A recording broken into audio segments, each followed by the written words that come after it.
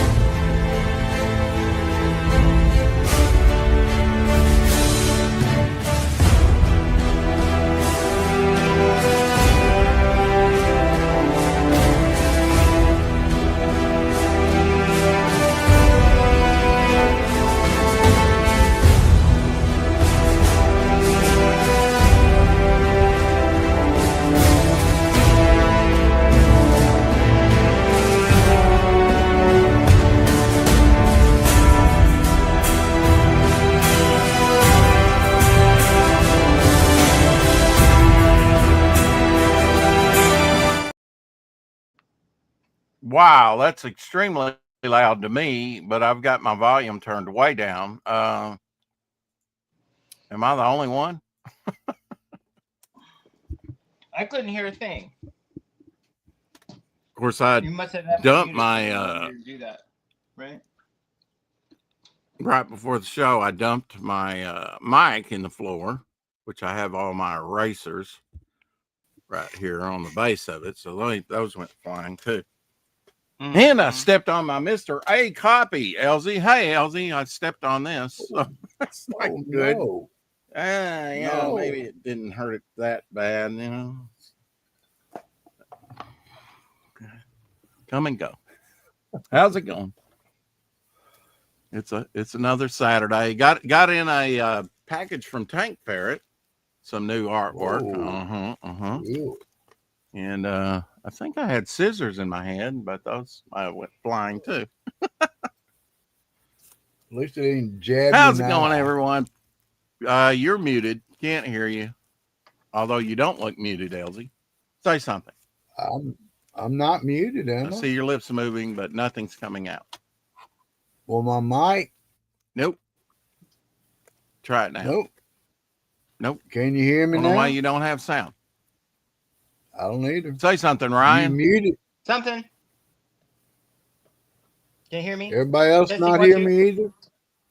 Yeah, I'm not hearing you, Elsie. Okay. He kicked himself out. Oh, you're Shadow Haunt.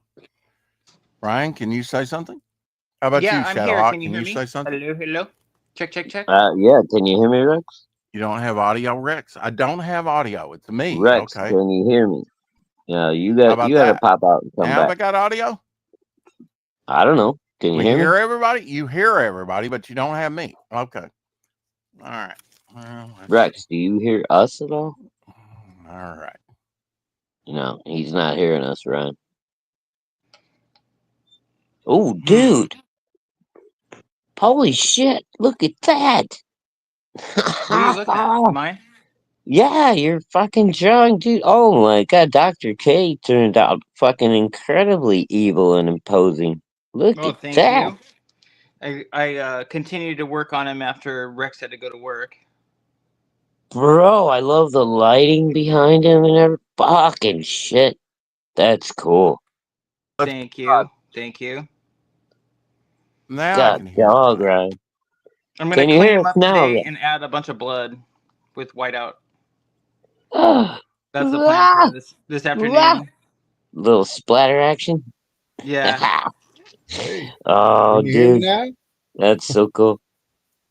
I think it was on my hear you before. It's Rex. Oh. Yeah. Rex, can you hear me now? Can you hear me? Yes. All right, don't answer my question with a question, motherfucker. Yes or no? Can you hear me?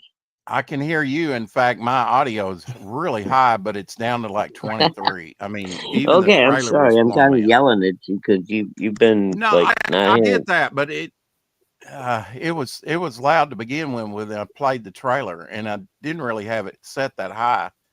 at least on the You know, computer. So I had my stupid bone conduction earphones on while I was listening to JJ's live stream, the replay, and I kind of logged in before I remembered I had them on, and you said it like makes the sound bad and shit when I have my earphones on, which is weird. But so I turned them off and I had to come back in. So maybe my volume is a little loud. well, I'm gonna run and I get a mean, it Coke. was loud before you got in here. That's what I was saying. You know, and it Mm. might have had nothing to do with you. You know, Well, I the dumped. weird thing is you couldn't. You seem to not be able to hear any of us. I dumped the my mic. first That's time. what I was explaining. I dumped my mic in the floor right before we went live, and that messed everything up. Oh, you probably. Yeah, you probably pushed a button on it and muted it or something. Dude. I stepped on my Mr. A. Yeah, if you jiggle these wires down here, it's sensitive. So, LZ Yeah, it parcel don't from take much. you has made my year. I can't wait to see the smiles of people at church. I love how they sparkle. You, sir, are a diamond, Carrie says. Well, thank you. Oh, Wow. How Terry, I does saw your Brady in the unboxing house? stream. High praise. That was awesome, sweetheart. Wish I Hail could see Howdy. it. Gable. We have Gable Penny Shot in the house. Thanks for letting me Gable in know the I didn't house. have Hey, any audio. Gable. Good to see you, sir. I was hearing What you myself. drawing, Homer? The Oh, we alien? got Prater 7 Hello, in the hello. house. Hey, Prater. Yeah. He's gonna add some color to that alien xenomorph. Hmm. Ooh, Xenomorph? Xenomorph? Xenomorph, yeah. Hello, Chad. Hello, everyone. I hope you're having a beautiful Saturday. Hey, Homer. Hope How are have you a doing, buddy? wonderful Labor Day. I'm doing all Bro, right. you Got a little- barbecuing this weekend, Homer? You know what? There's no plans, but that might be something that has to happen. He's Oh, got dude, he's got a it's little fucking tummy Labor ache, Day. but You gotta barbecue. Come on. he's got a little You know that's what tummy I'm ache. doing tomorrow. No, but I got the squirts. oh well, he's got Oh, the my squirts, but he's goodness. drinking coffee. So I don't. Hopefully, That's not gonna it'll help. squirt it. I'll squirt That's it all not- out. Yeah, that's not Maybe gonna help it's at the all. lack of sleep. I don't know. I since I was up with Yeah, Apex and I you slept did like a 2-3 hours. stream early in the morning with Apex. You said Yeah, usually You- I you- catch a nap, but you sometimes you just got to say no. No, I can't. Yeah, No, yeah, I'm going to yeah. resist temptation. Okay, guys, I'm gonna say no. I'll catch y'all. I'm gonna get some Z's, take a little nap before I have to go with the dawn. You're Thanks right. for having me. We'll see y'all later. I get it. I mean, you know. Peace out, brother. That's right. No. Homer doesn't do No, that. Homer's just gonna drink a monster and No. soldier on through. Right. That's Guzzle what the that coffee's coffee for. down. Yeah, it's gonna blow right through me and take care of everything. Carrie says I was making something to eat and suddenly I'm not hungry. I can't think Oh, why. sorry, Oh, Carrie. Homer. Yeah, Ouch. Homer was Sorry, quite man. graphic with that. Yeah. Yeah. Just as she was Ooh. squirting ketchup on her French fries, she almost threw up. Yeah. Oh crap. That was cold, Carrie. Wow. Ice Queen. I was got a tummy ache, Carrie. I got a tummy ache. You want tummy hurts? Oh my Well, God. I mean, that's fine. That's better than I've got the squirts. Jeez, man. I'm just being I mean, a it's human all in- being, man. It's We all gotta go sometime. human Shit, I snorted. Hey, Edwin. Hail, Edwin. Happy Labor Day, everybody. Acevedo? Sorry I didn't have any audio. Worst case scenario to start a thing with. Hey, look, I'm wearing the Octagon t-shirt. I love it. Look, Wow. just shut the Woohoo. stream down and restart it all over again. No, we're not All going right. to do that. So Rewind back to the Yeah. Where's Tank when you need to rewind? Tank, where Who are you? that, damn. man? Look at that. What is this, Rex? Pen and Ink by Tank Ferret. Wow. Ferreto. It's badass, bro. Very nice. Very Look at nice. that Cool. shit. Hell yeah. Yeah, and they're even better Where is in Tank person. lately? I haven't seen him in a few days. Don't know where he's been keeping himself, but I know where I he's been. got in some artwork from him. You know where he's been? Okay. Yeah, he's over there hanging out with the madness. He's going mad. Okay. That's cool. He doesn't love us anymore. Yeah, that's cool, dude. Look at that. Man. That's I mean, bad. that's the nice work. You know, when you see it in person, it's really That's like nice. Hulk or It's- Pit like it's right nice there, seeing dude. it That's on here, fucking. bro. That's just cool. That's you can put You're that on a holding- T-shirt, right? You're holding the original Oh, yeah. artwork, correct, Rex? Hey, Rex, Yeah, what is that dude. shading? Is it like a little dry brush, Holy stippling? What is crap. that? Yeah, that one's nice Look too. at It's like Quoquill, I guess, and then he comes in with the white around here, you know, around the edge. Look at that. That's good. Fucking I love that wicked, man. soft edge. That looks nice. I Yeah. like it. Go, Tank. Doing, You go, man. doing. I still The need only a thing name about for her. Tank, man, is he fucking disappears a lot, man. Fucking, This is he's here one and of he's gone. I love Tank, but fucking like he'll be there for fucking weeks and all of a sudden he just disappears. It's like Kelsey. Look at that. Oh. Look at this devil flyer, man. That's those wings are just badass, dude. Cool. Look at the detail on those wings. That's so fucking Oh, nice. did you get a Look at package his from him? abdomen. You finally mailed all this stuff out Everywhere, to you? man. That's nice. God, dog, dude. That's Go, beautiful. Tank. Go, baby. You tear him up, baby. Come back, Yeah. Tank. We missed Yeah, you. this was my first choice for the acrylic standee, you know, because I told him what I wanted here, and but the wings were cut off, so we went with the John Dillard image. But we'll make a standee of this one, but maybe on the next one, You can put that on the cover. maybe we can do dude. 2 standees, because I would like to get the armored flyer, you know, done as a standee too, because he'll be. Well, dude, Yeah, if you that get them means stand basically Rex. in the same pose, you could But man, do one on one side and one on the other. I And mean, do a double this is- standee. Nobody's done that yet. the detail the detail on this work is just you have no idea, you know, just how fine the work that is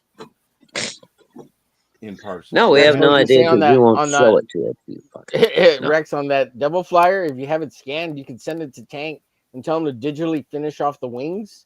Yeah, so he's then going he to can do email that. it back to you. Yeah, he's going to Thanks. do that.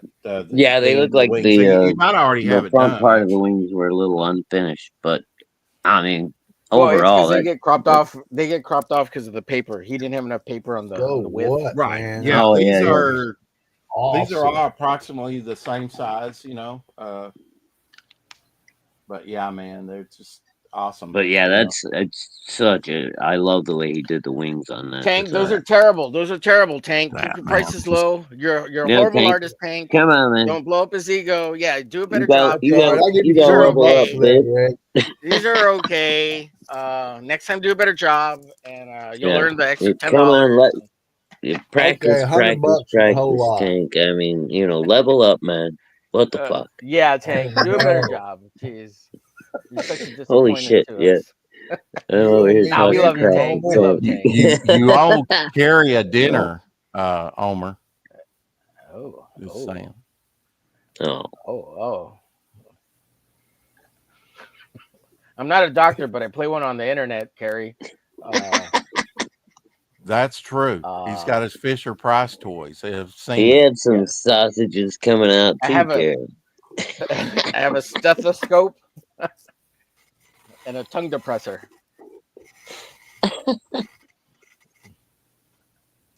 Holy cow. Oh, Well, I'll be scanning these, and man, Took in me a person, second to process these that are one over. nice. These are really nice. Yeah, the tongue depressor. I'll Mhm. think about putting some of it up on for sale. It's so soothing. Soothing. Think Really about it. Oh, okay, Carrie. I'm not green. I'm just trying to keep his prices low so he doesn't get a big head and a big ego and starts Right. charging. Well, us I up. mean, those are Yeah, physical. we Usually, don't he want works Tank getting out of visually. line. You No, I Green love doesn't Tank. Green doesn't teasing. suit you, Omer. Tank is Yeah. an awesome artist. know. No, Tank is amazing. We're just blowing him shit. Yeah. You You gotta don't blow want him him to shit get a every big now. head. Yeah, you gotta blow everybody a little bit of shit every now and maybe again, Carrie just wants to him to get a keep big head. them, on a level playing field. Right. Go do better. I and Elmer were working. We had a meeting right before the show, and we worked on a few things. We've been working on a few things the last few days. So there is some original artwork besides Tank's. In fact, that that artwork will go up before I. Are you forgetting some original artwork from somebody else that just happens to be on the panel? Well, yes, this piece here that he's Jesus, working Ryan. on, and that bog piece. Sorry, Ryan. I sometimes I gotta like rattle them around like a gumball machine.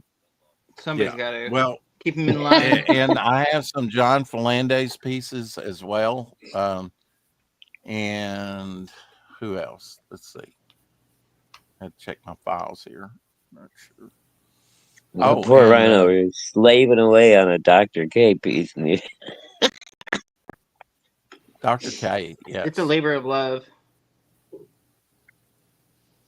That it doesn't make it any better, Ryan. Yeah, it's okay, Ryan. You're doing a good job. Makes it You better can do for better him. next time. If you love what all you right. do, We love you'll you, never work Ryan. a We day in your life. appreciate you. Even if Rex doesn't express it as often as he should. I think you need a discounter with all the mistakes you've made on that piece. That's okay. It's a great piece. There you go, Homer. And, Yeah, now that he wants it, I got to clean it up a little bit. Yeah. And even though you fucked up the goggles, oh shit. Well, I mean, the way I look at it, I think he can always do a lot better job than that. It brother. turned out great in the end, bro. I think it was a wise decision to go with Don't say it like that, Shadow. Homer will get triggered. Bueno. You know that meme like turned where out the all right in sunglasses the like end. come down Really? on him. Wow. All right. Now, Homer, did you want to tell us what you were doing with this piece? Because you finished the other one that you were working on. So and I'm you've trying got- to do like a little triptych of these alien pieces. So this one's gonna be monochromatic red with some splatter. This one's gonna go green, and then I'm hoping to draw another one that's gonna be like tone blue, and it kind of reflects the movies. So like this is Romulus because that one has a lot of red, and most of the time when you see the alien xenomorphs, they've been depicted in blue and green tones initially in the beginning, and then alien Romulus, used a lot of red to kind of reflect off them initially. Right. So that's kind of what I'm playing into. Okay, so you got to draw pretty the cool, third xenomorph, but the one that you just finished in red has the skull design, and why is that? Well, that's part of the original Geiger kind of concept piece. When he's got one that's painted with the skull in there. Yeah, he did a bunch of different concepts. So I just wanted you to explain that for the folks that might go, well, that looks kind of different.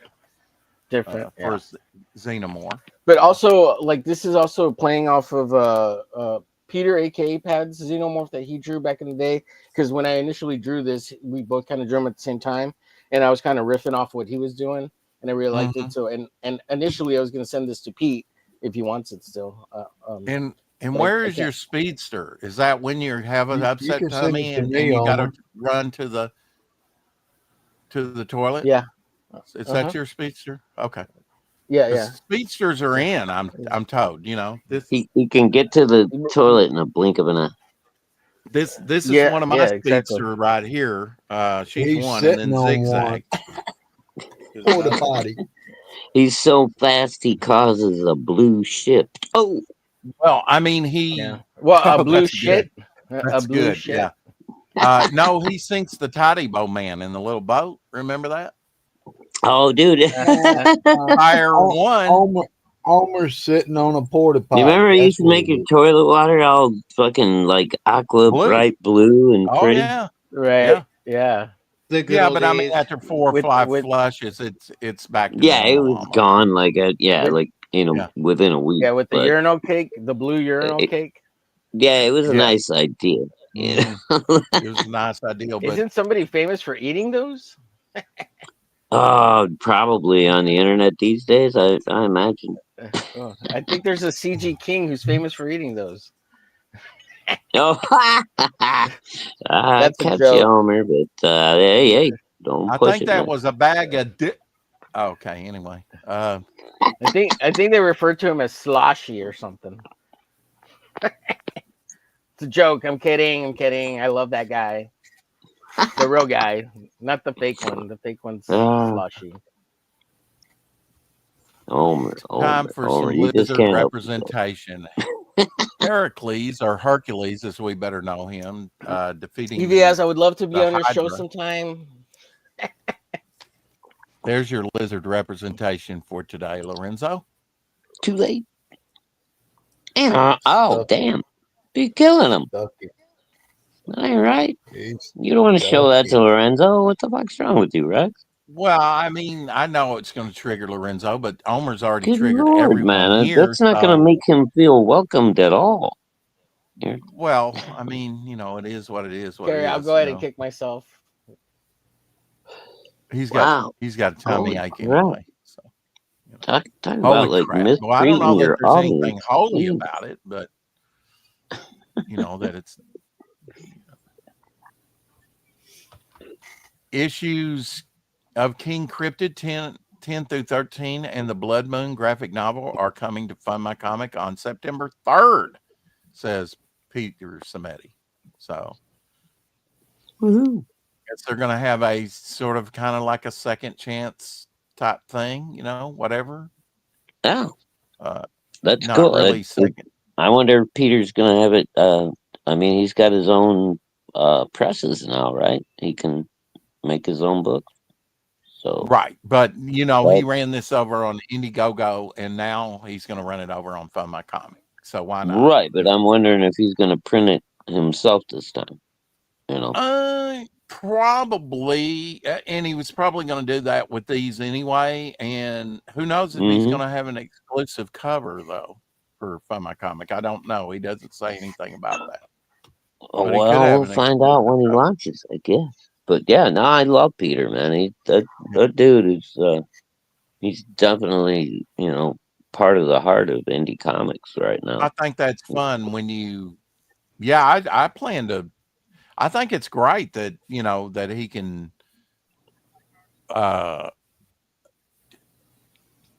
Carrie says she was just joking. Homer, come back. Homer, come back. 1967 Oldsmobile Cutlass Supreme? Tornado? I don't. You tell me. Torino? Gran Torino? Oh, Tornado. Tornado. Yeah. Yeah.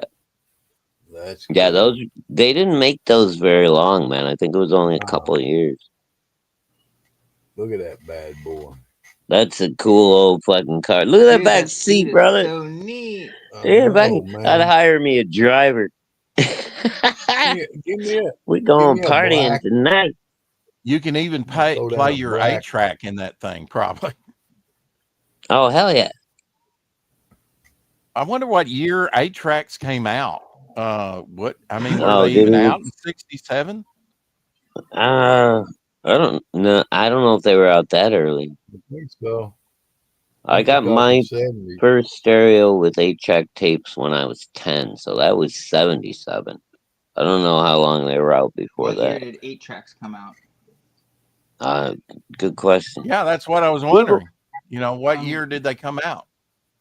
Somebody asked their Alexa or whatever.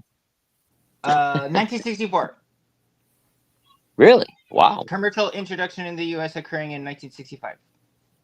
Really? Wow. Holy Okay, shit. so That was like 2 years before I was born, and I'm an old fuck.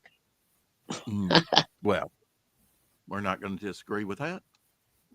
Ryan, I love your art. Watching you draw, You're older you than I are am, you old fart. so careful and controlled with your pencil and pen, Carrie says. Thank you, Carrie. Appreciate you. Trying to clean it. I'm gonna clean it up a little bit, like because it was a little Dude, sloppy that because it was came just out gonna be a sketch. so nice. Oh, you're in Wow. the back. Okay. Rex expressed some interest in it, so I'm gonna clean it up and then I'm gonna add a bunch of blood with a jelly pen. I can't wait to see this thing when it's done, bro. So you're gonna put the white in there, and then you're gonna put the red over the white. Is that what you're saying? Yeah, you want me to red it up too? Oh, do a one color? Okay, I got what you're saying now. I just didn't understand what you were saying. I think he was gonna do it with white, right? Original. Yeah. Okay. Well, I got to do it with white first. But dude, the red would be. I mean, that's like very Frank Miller-y. That would be kind of cool. That'd be kind of fun, Rex. Yeah. Black, white, and red. Yeah. That would be pretty neat. That's all Rex's call, man. I don't want to influence anything.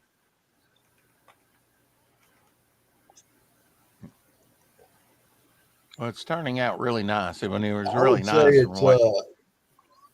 Bro, I'm just like Paul on anything he does. He's the artist.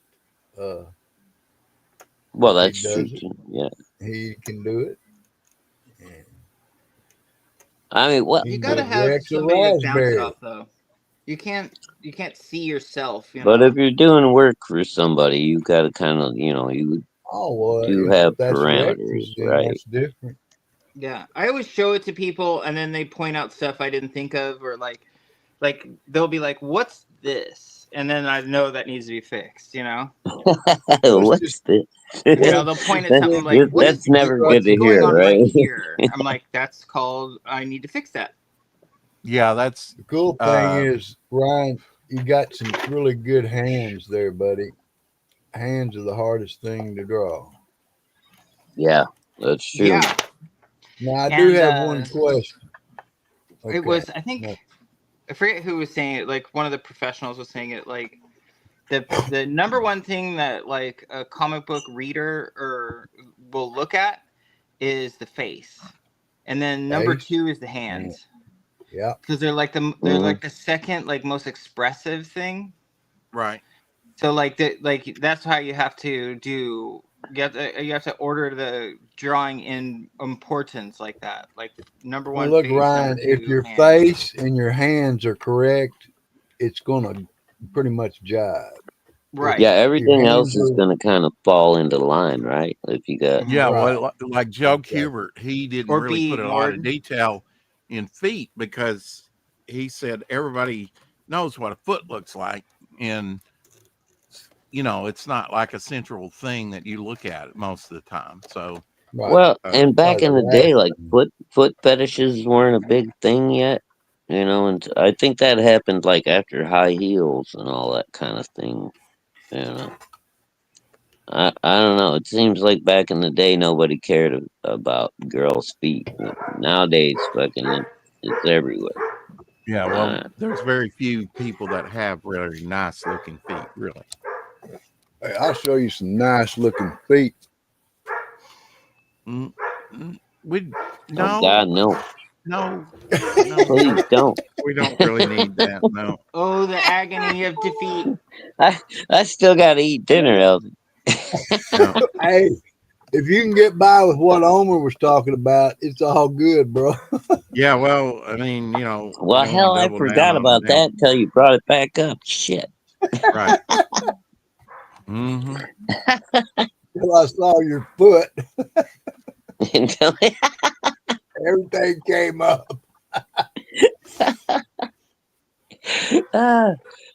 No wonder I'm so thin. I can never eat hanging out with you people. She doesn't lost 20 pounds. Timothy Austin will be. Hell, I lost 30 since I met Rex. Well, don't blame me for that. Don't blame me for that one. Timothy It's all Austin your will fault, be Rex. November 1st in Middleton. I will be attending Arthur Palooza. Oh, that's what I was trying to That's tell you about yesterday. Author Palooza. Yeah, Timothy's going to be there. Middleton, where in Middleton? Ohio, Okay, Ohio? Idaho, rather. Potato country, Idaho. Wait a minute. Are you sure? Velvet Says Comics will Idaho. be at Arthur Palooza in Middleton, Idaho. Idaho. That's at Okay. 310 Cornell Street, the trolley station. I gotta blow it event up center. to read it. Shit. Yeah. Well, I'm reading it for you. So Okay. Well, 11 until a.m. to then, 3 p.m. So Yeah. there's this little robot character. it's Zed and Odie. Okay. Well, it's one of them anyway. I believe that is Zed. Odie. Oh, it's Zed. Okay. I think Odie is the little R2D2 looking dude. Okay. Yeah, because they're kind of riff on, well, Don't say it. more than a riff. Yes. Yeah. Don't say it. Don't get them in Did you trouble. know that Esther Rolle was 19 years older than John Amos when they did this show? She's 19 years older there than him, and they're supposed to be married. She was called Wheezy, right? Was her character Wheezy? Yeah, She she's looks Wheezy. young. Is she Yeah. older than Oh, him? Wheezy. Yeah, she's Well, she 19 was- years older than him there. Yeah. Her name was supposed to be Whoa. Louise, and that was his You don't look- nickname. And he said It's Wheezy. because black yeah. don't crack. Black don't crack. Black don't crack. And John Amos, he died like either earlier this year or last year. It wasn't that long ago when he passed away. I think it was earlier this year, actually. Yeah, it wasn't too long ago, was it? Here's your retro pad. Check that out. Wow. Car raising, man. OPB. I wonder if they really made that TV set. If they had a Yeah, they model did. like it. Yeah, I guarantee you they did. They did, dude. I've seen antique TVs on eBay and shit, dude. You would be amazed at all the different models they made back, especially in the 60s. Yeah. They made all these It took crazy off. looking TVs because people were all into sci-fi and shit. Well, I mean, as long as the tubes and stuff, I mean, you could still play, hook them up to a DVD player and play your stuff on them, which would be As long as pretty as cool. long as they're still functional and you can get parts for Yeah. them. I mean, Mhm. Yeah. it's just a cathode ray tube. It's nothing fancy. The new Right. ones just have way more color capability and stuff than the old ones. But if you're just looking to watch something in black and white, those old ones work just fine. What have you been up to, Elsie?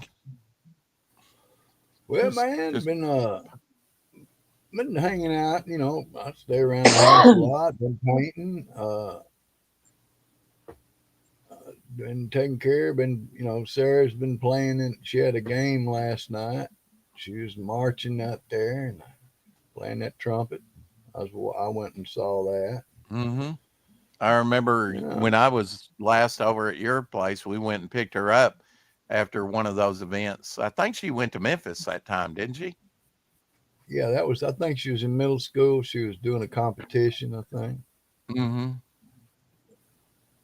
Yeah, she's enjoying it. She's doing more. I couldn't play a trumpet, much less march and play a trumpet. I can barely chew gum and walk. That's hard enough. Do they call him Uncle Rex? Elsie? Uncle Rex? No, I think they just call him Rex. yeah, I haven't been Yeah. around them enough for them to call me uncle. Now, Um, if they were little, they might. Like Yeah. they used to call a lot of people when friends and family. Now, Mike Barron, I'm going to call this. This is a Mike Barron post. I'm going to have to call bullshit on this because platypuses both lay eggs and produces milk. It's one of the few animals that can make its own custard. Platypi. You know what? That's got to be AI. I mean, come on. That's a joke. Well, Yeah, yes, that was a joke I made. that is platypi hatred, and we will not have that on here. I will poison you with a platypi claw, my friend. I love platypi, and I would not deny their existence. That was a joke. You can't deny I just want to know when we're going to serve up a platypi.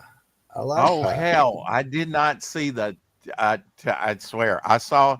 I was like, you think they taste like beaver elves? No, I doubt it. What did you not? I think they taste like. I think they taste like platypus. Well, I mean, yeah. Well, they had a beaver tail. I'm just. I mean, they are poisonous. You better leave them alone. I did not see. I did not see the title of this till right now. Guido penis on. What the fuck? Wow. I was like, why have they got a piece of asparagus? He was only like a 3.5 inch tall figure, dude. That's pretty impressive.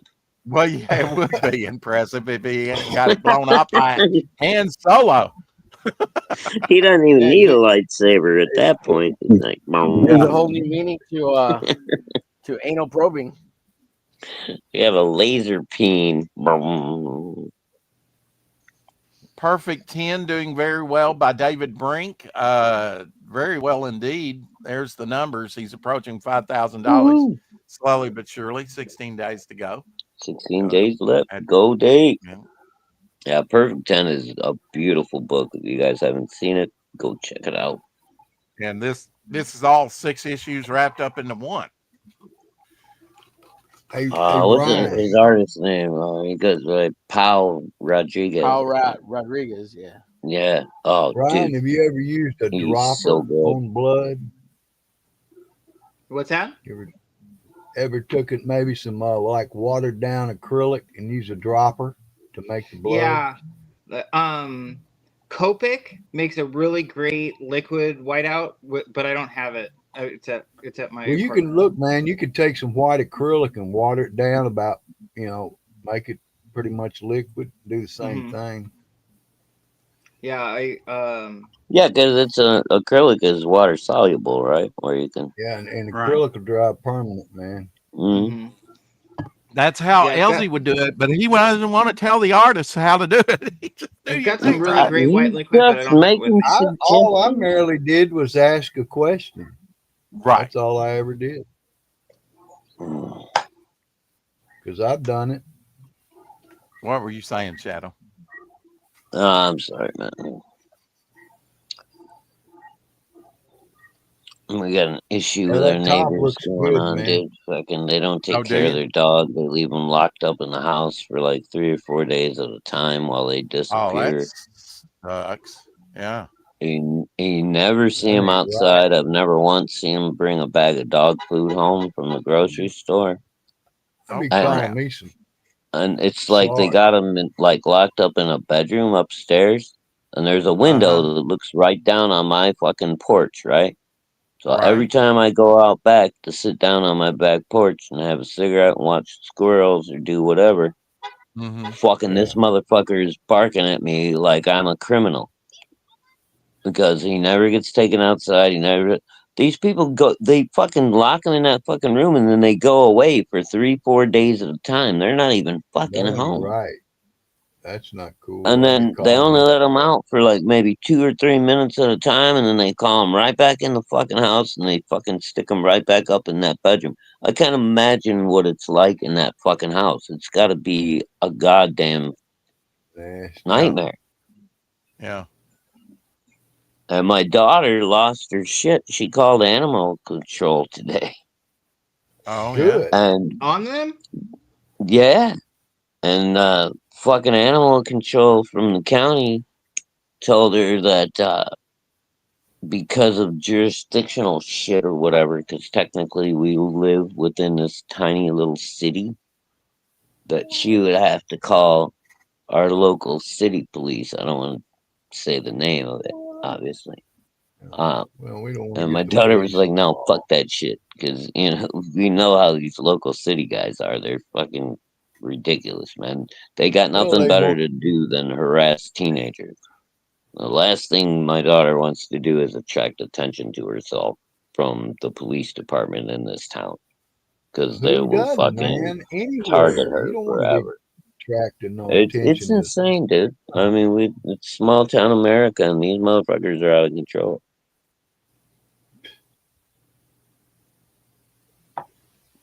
Whatever. Is what it is. She tried, man. I try to teach my kids just, don't do nothing stupid and don't attract attention to yourself. On the internet, it's Amen. fine as long as you try to stay fairly incognito. But don't, you don't want the cops paying attention to you. It's never going to be a good thing.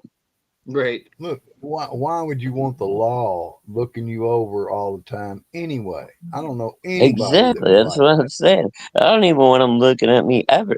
Fucking just leave me the fuck alone. I Yeah, hope I you never you have to go into a Why courtroom would they be again. looking at her Ever. though? She's calling to report an incident with people that are harassing a dog, and I understand that it's because they're probably Bro, bad I'm police just saying, officers. in Right, this right, town, yeah, yeah, as you're trying as to a be a good teenager, citizen and the shit. cops treat Yeah, every teenager in this town like they're a suspect first. They don't. yeah. It doesn't so matter if you're on the football team, you're the fucking star of the fucking wrestling so team. if you were an What adult and you sound like here? this, they would treat you better? You think they would come Yeah, out and They take don't you maybe more treat go to like serious? adults too much better, but they love fucking hassling goddamn teenagers, dude. I've lived out here for when did I move out here? maybe go to like a try to 2005. find a So payphone and 20 call years now I've been anonymously in from a this town, payphone Mm-hmm. and to they report the spend incident. 80% of their time fucking with teenagers instead of like doing traffic stops and what have you. It's uh, I don't know how these kids have not. You can't even go outside and do anything anymore without having to worry about fucking somebody messing with you, man. It's crazy. Yeah, yeah. Different world today, my friend. Dude, my dad was a Lake Look, County police officer growing up, and fucking hey man, everybody used I to can love him and remember. trust him, and he was like, it was officer friendly. And nowadays, fucking kids are scared to death of cops. They don't. You know, I can remember back in the day when I was 11 or 12, I could jump on my bike and ride up the other side of Memphis if I wanted to. Nobody would bother me. Oh hell yeah, dude! I used to do it all the time back in the day. We used to ride everywhere, but you could spend the night outside if you wanted to. Out in a fucking field or something somewhere. Just camp out. It was a nice fucking night in the summertime.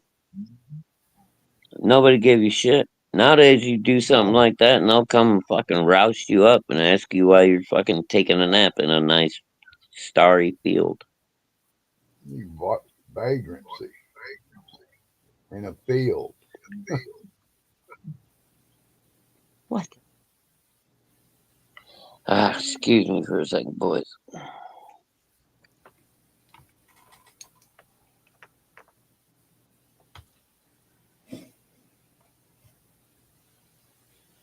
Absolutely, Carrie. Amazing young lady. Yeah, these are cute. Little bitty, like the little moose. They're smaller than your regular. You know.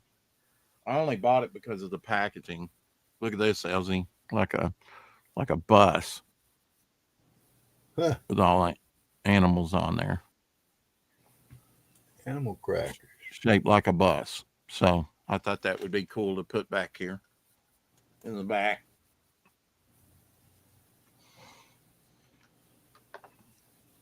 When I get done with Yeah, Cookie. man.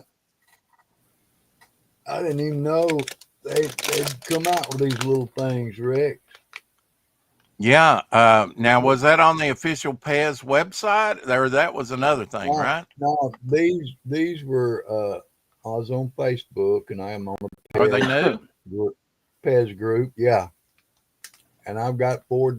I think they sell them in bags, big bags.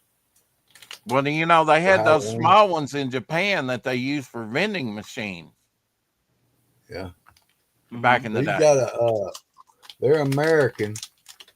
It's got a little paper in it. What do you Pez mean paper. they're for the American market? Yeah, it's American candy. But made in China, right? The dispenser Does not say where it was made. Oh wow. This says American made. Yeah, those were cute when you showed them to me. Little mini I set. thought they were cool. Yeah. They weren't expensive. I think with shipping, I think I paid $10 for all 4 of them. Wow, I'm gonna have to get a set of those. Those are new Halloween mini Pez dispensers. Example of it. Yeah. Pretty cool. Have you ever seen a Red Hulk, the very first Red Hulk Pez?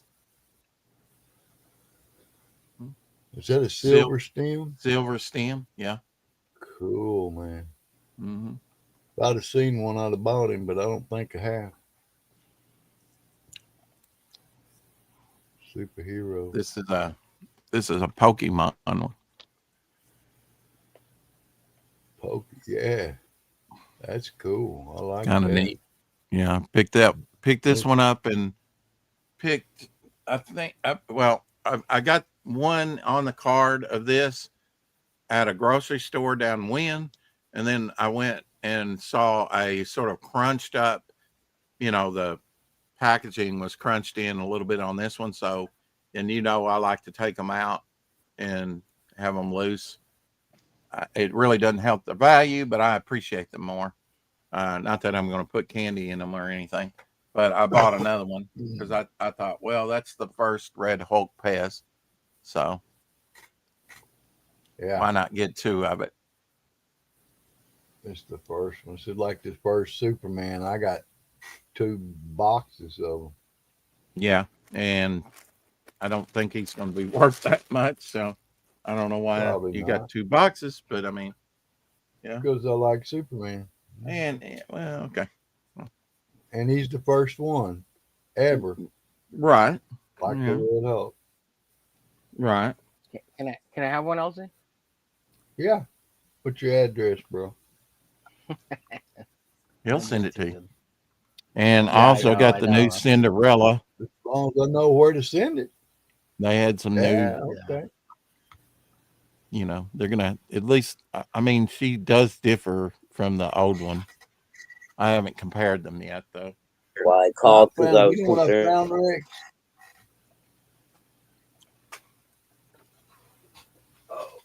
What Shadowhawk? He's Did muted. Shadow say something? Oh. I think he's talking about He's the actually- neighbors because he's like, may have called the police. because I was Yeah. concerned. Yeah, sounds like it.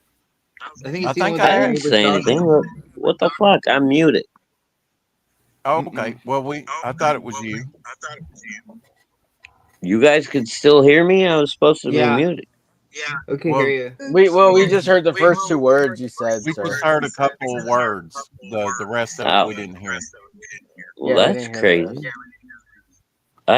My shit was on mute the whole time. I was talking to my daughter over here. Oh God. Dude, She's that's got Well, we looking didn't good. hear it. all kind We of didn't drama hear going you. on now with this dog next door. So it should be fun. I want to save the puppy. You should. Is it yeah. only one dog, or have they got multiple dogs up there? No, they just got the one, but it's like the poor thing is locked up in the house for 3 or 4 days at a time, dude. And they just Right. disappeared. Like these people, since they've moved in, they do this like promise almost you. every week. They're only home like 2 or Do- 3 do days a you- week, and then Do they're you think they're gone for drug 4 days. users, maybe? I have no fucking clue what they're doing.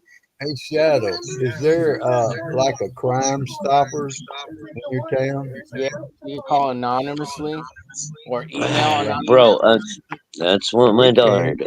did. So we'll see where But I it mean, goes. we can do this I with the I police. just, you know what, dude? It's a very small neighborhood. I don't need to have a fucking next door neighbor that's fucking out to get my ass and is Right, gonna right. fucking fuck with my car and shit like that.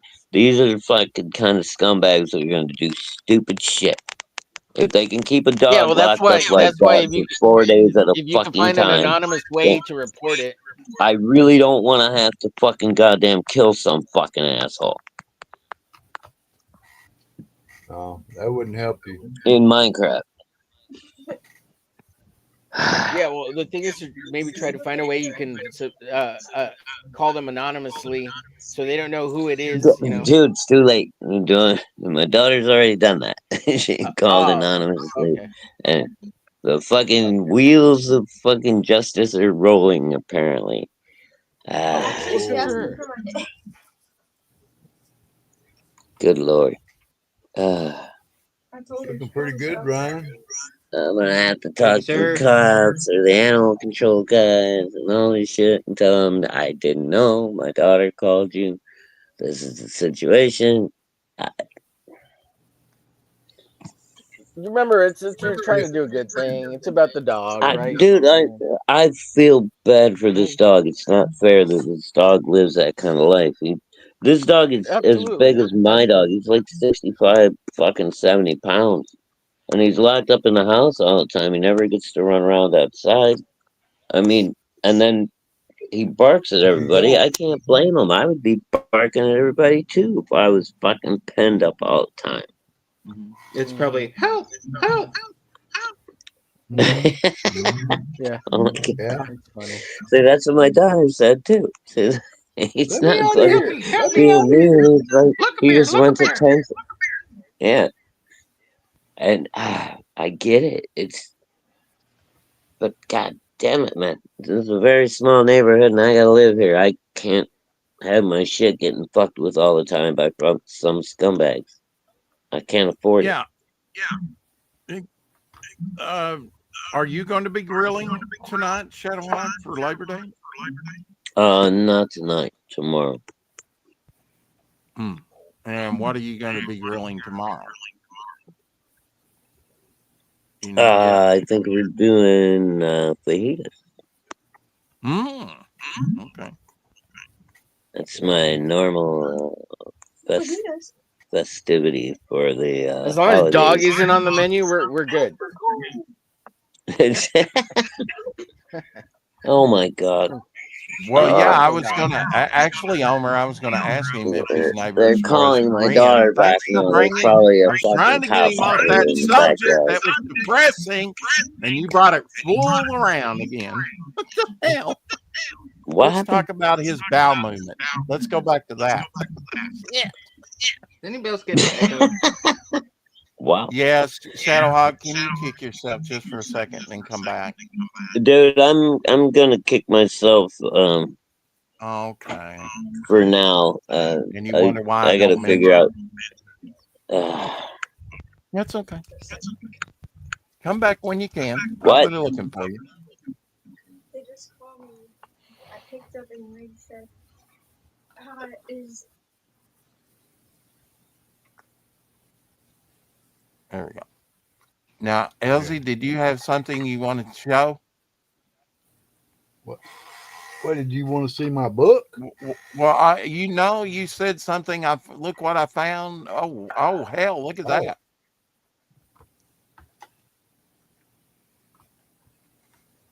that. Just documentation, basically.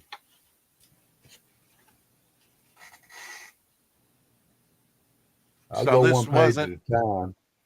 Was it produced for a show? It was what? Just for documentation purposes? Yeah, for me, like you said, because I knew I was giving them away, and Mm-hmm. and I had some cool photographs. My grandparents. And Oh, wow. Did they run a store? Yeah, I had a little country store. I grew up in that. Uh-huh. And which dog is that? That's Honey. Oh, Pretty that's dope. Honey. Okay. Looks good. That's my Looking granddaughter. good, Elsie. Looking good. There's my granddaughter running. Called Mhm. that one Freedom. And your daughter, Jamie. Yeah.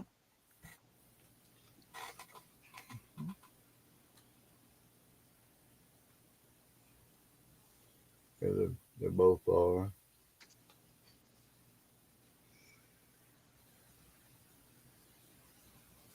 You know, at least I have some record of all the stuff I'm doing.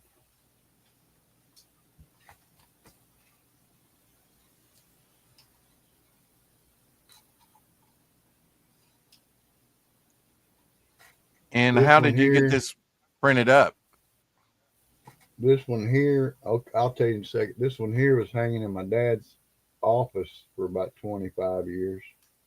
Wow. Now where is it located? Do you know? Where is it located? It's here in my house now. Oh, okay. And even got some prints. Remember, I was doing all those prints, Yeah, doing linoleum cuts. Yeah, I've linoleum got cutting, some of them. Yeah, and not then these here, but I've this, got sort of a yeah, close up Jesus piece with crown of thorns. Yeah. this piece was in a show I did at the Carnegie probably 25 years ago, and it's a In, little small piece, but it got the most attention.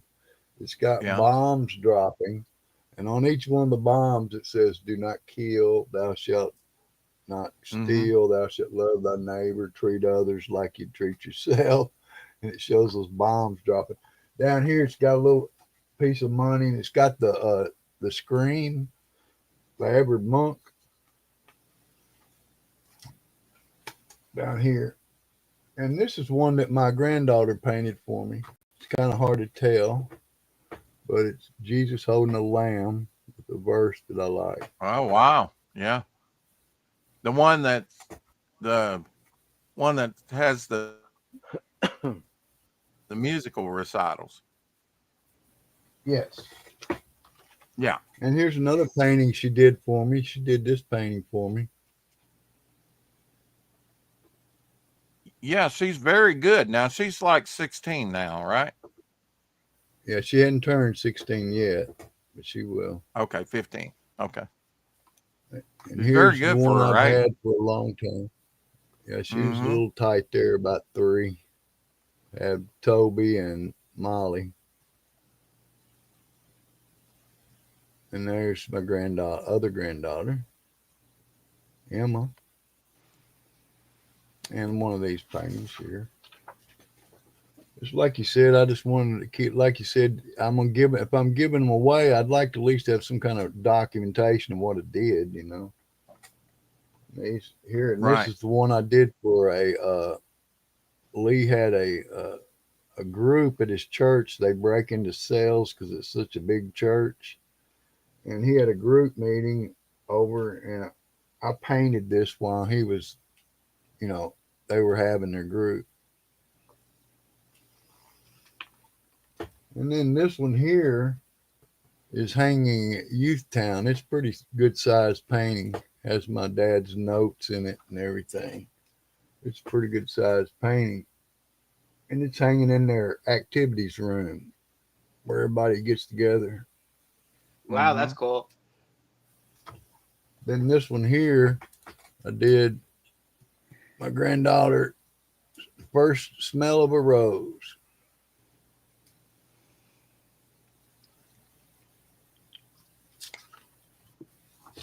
Yeah, And I that's did a at your color house one. with your display case. Yeah. Here's some more. And then this one over here, I did it in color because I like the emotion.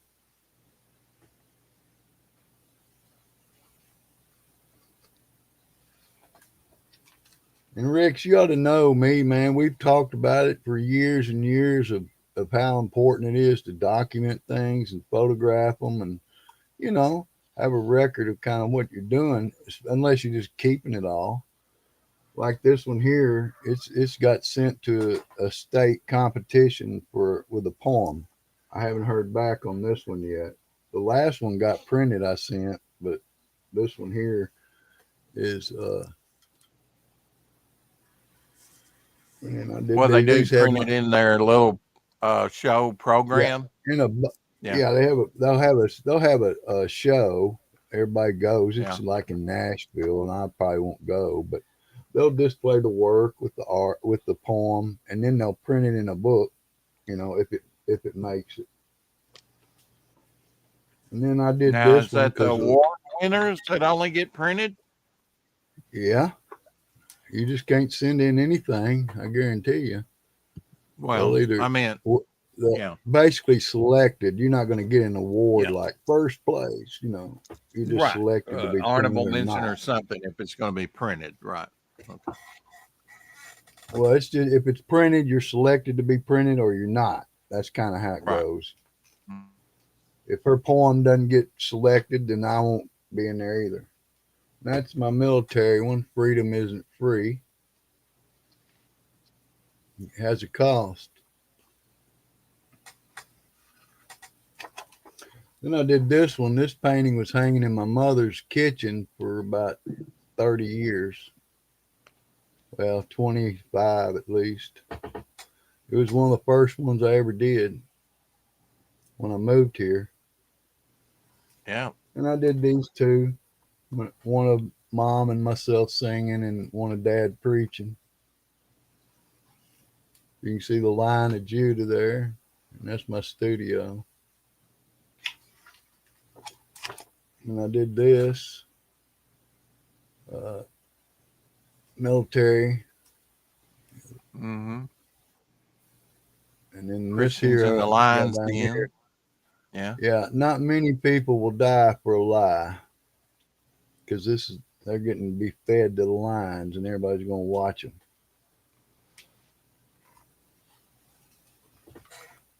When all they had to do is say, I renounce that and leave, they could have done that. And so some of these photos are years and years old. Did you take them off your phones or? No, I took them off my tablet. Yeah. But you put this book together fairly recently, right? Yeah. Remember when you said something about, and I said, well, I got them documented. I had done it like 2 days before you had said what you said about, I'm not even going to have a record of this stuff. Right. Yeah. And you were like, hey, I got done. This is it. And this is Sarah's painting. She painted that for Mary. And then she painted that for my brother when Carolyn died. That's neat that you've got family pictures in there, and not only your work but your granddaughter's work. And I'm gonna keep doing this, man, until Isn't it great to have it just all in one place where you can kind of look at it? Yeah. And especially now that a lot of these images are gone. I mean, a lot of the paintings are gone. I didn't realize I had this picture of Charles's artwork. This one, right here, I sent that to Chris, and he got it about 2 weeks ago, and he was real happy. But he did the Good Samaritan up here, and then he did Sundance and Me, and I don't know, he calls it Madonna and Child. I don't know what that is. I think it stemmed from his extramarital affair, but. Right. His girlfriend. Yeah. He always painted her. I even got to take these. I was looking through I had taken pictures out of an actual journal, like a big fat journal. But these are some artwork right here. But right here, that's Brother Randy and Fred, my nephew, when they were working at the church here too. And this over here is my nephew, Dan. He's a missionary in Canada right now.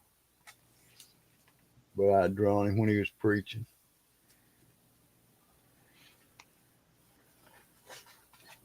And then I got myself and my dog.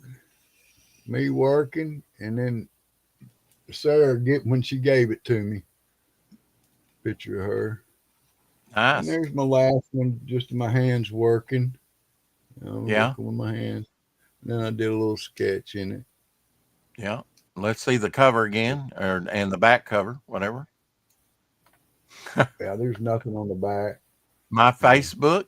Is that what the name of it is? No, it says my passbook. My passbook. Past book? What? Yeah, PAST, like the past. Oh, okay. All right. Oh, I didn't name it that. Okay. And so how did you have that made up? I called the passbook.com. Of course, it costs around about $40, you know. But Uh-huh. I got to select the photos I wanted in it and how many were going to be in it. The only thing is it if I could have put text in there, it'd have been a lot better. And Lee was telling me of a one that you could put text in with it, and I might do that next time. Appreciate it, Mr. Orchard. Yeah, that's a We were book that looking at he my had made book. recently. Yeah. This is a book I made. Sure is, man. But I'll stick to Coca-Cola because if I drink too much beer, you won't want to be around me. I'll be goosey loosey. Mm-hmm. Well, I'm having coffee and I don't know exactly what this is. Maybe I think this might be orange. I forget the brand, but anyway, and eating some of these animal cookies. Rex, have you ever been around Elsie when he's loosey goosey? Yeah. Did y'all have a good time? And I've been around him when he's been loosey goosey. We've known each other a while, Omer. Hey, Omer, back when we were 30, 40 years. Could you keep up Yeah, with only us? a little while. Only a little while. You couldn't have kept up with us when we was 30, man. We'd have left you in the dust. We never stayed in one spot. We didn't grow no moss, I guarantee you. No, I got to say, you're telling the truth there. The Atlantean is now ended and went in demand or storefront, but trust me, folks, this won't be in demand for very long, maybe 2-3 weeks at the most, and then they're off to the printers. I like and the they sound just of that steadily, one. I like the sound of that one, the Atlantean instead of the underwater. It's Cole. It's the third book that they've done about with Cole. Oh yeah. Okay. Mm-hmm. Oh, I've got some nice Cole. I like that. And I like this is Conan. Russ Anything Leach. barbarian, I like. And I'm gonna have to get with Russ. He does horses. Obviously, there's a horse, and have him do a couple things for me that we talked about a year or so ago, and have him do that for this campaign. Been exploring my options, so they're kind of breaking the trend. You know, they were like $3,000 something. Now this one's up 6,600. So they're steadily growing. You know, they're coming out with that like every 3 months with one of these, and they're just killing it. You know, so go check out the Atlantean over on Facebook. While you still can, because it will be coming down. Like I say, within 2-3 weeks, it'll be gone off to the printers and you won't be able to get it. And I'm glad to see that they just keep increasing, you know. You don't have to enlarge me if you can see this. Have you ever seen this cover before? Yeah, but why wouldn't I? Yeah, I have. Joe Kubert, Aliens.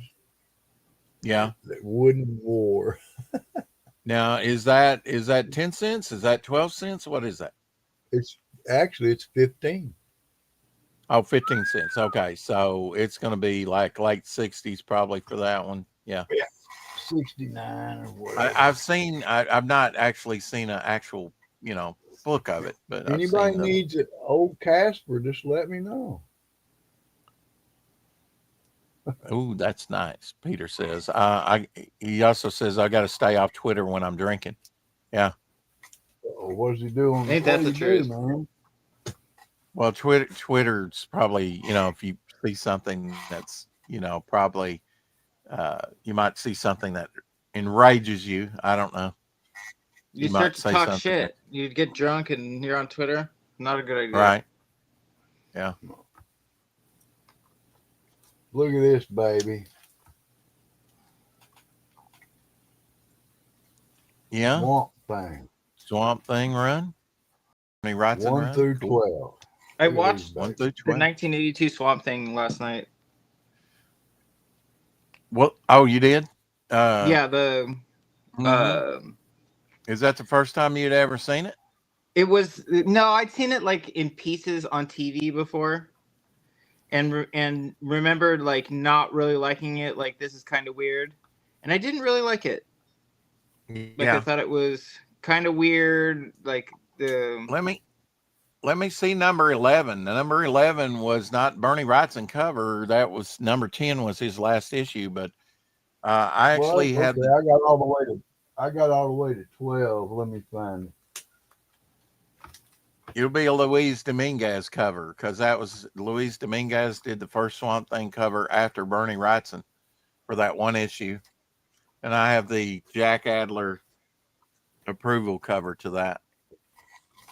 Yeah, let me see here. they should make a movie based on the Alan Moore one. That would be hot. Oh yeah, with all the detail that they put in on Swamp Thing. Yeah, and just And like the mood. And they did a sequel that wasn't really, it was weird. I mean, Swamp Thing really doesn't have a great rogues gallery, right? Mm-hmm. And they always go to Arcane, and Arcane was just kind of stupidly done in that movie. And Yeah, like he takes the potion, he takes the formula, and then transforms in that weird creature. yeah, It was just like really hokey. Yeah, and with the sword and everything. Yeah, Yeah. The sword. Yeah, cuts his arm off, and his arm grows back. Mm-hmm.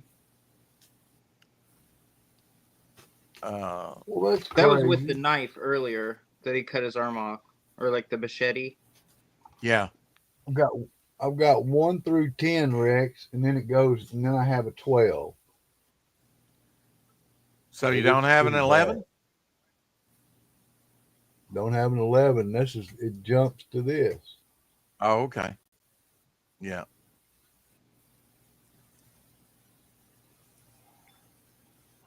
Well, I was just wanting to. Bernie.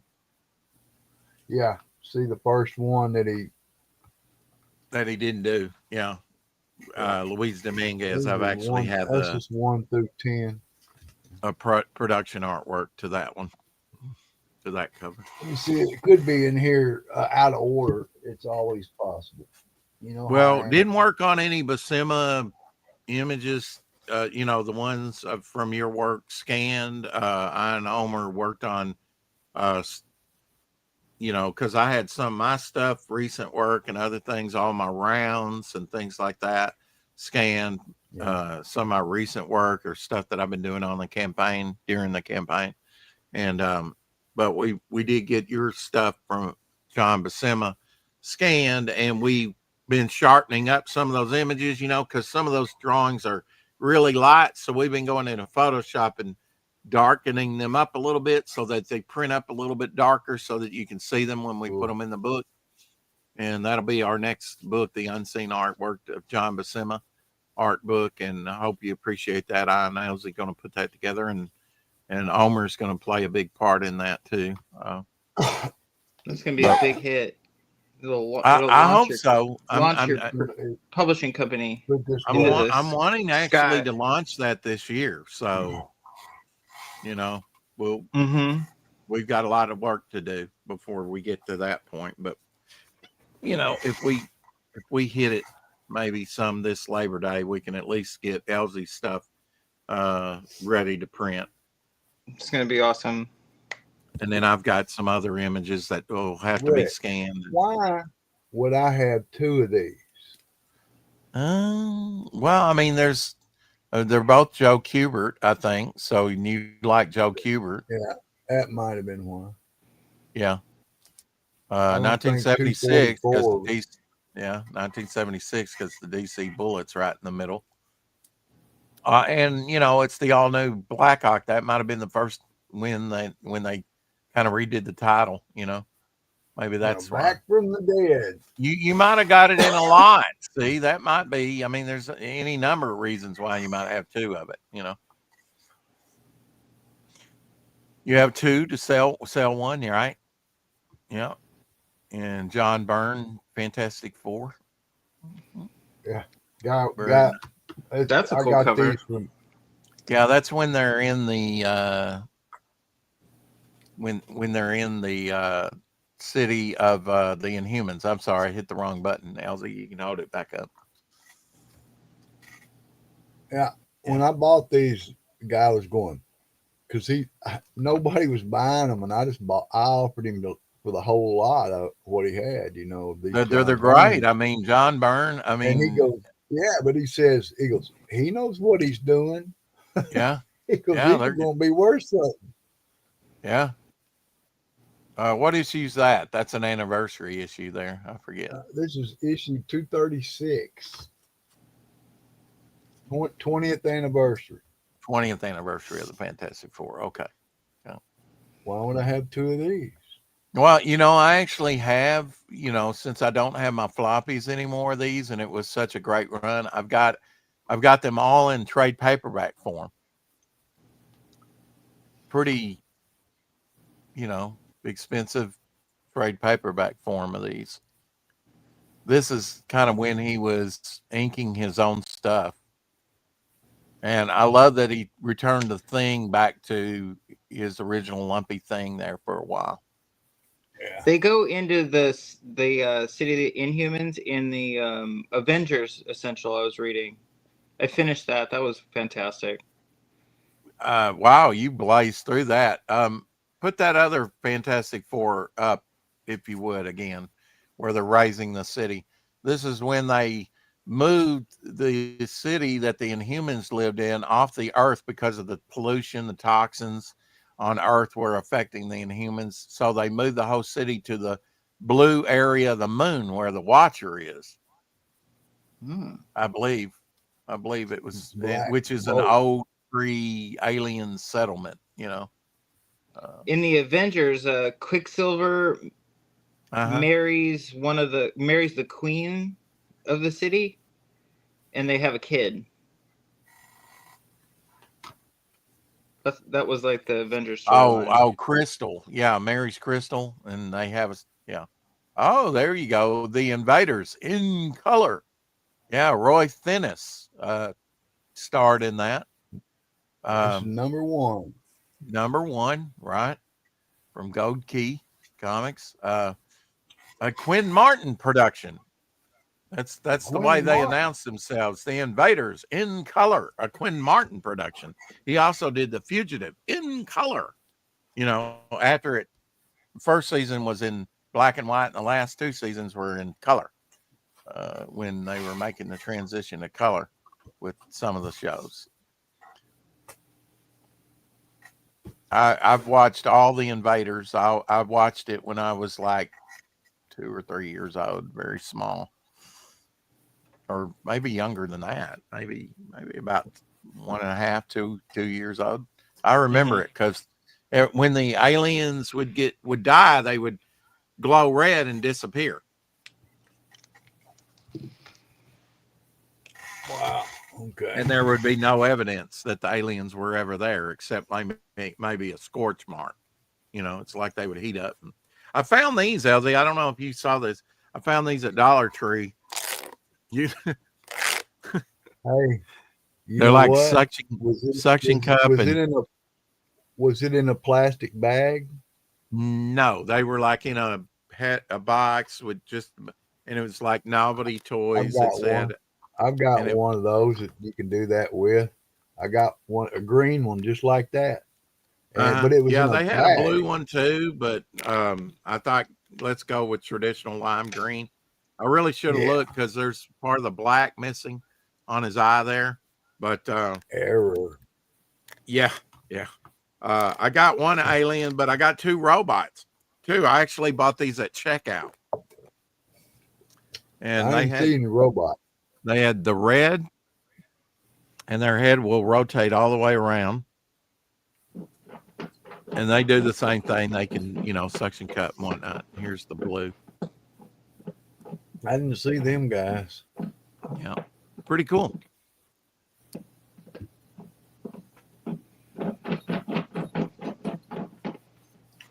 Yeah, Ryan, that's giving those arms some good form. I'm seeing the form of that. Thank you.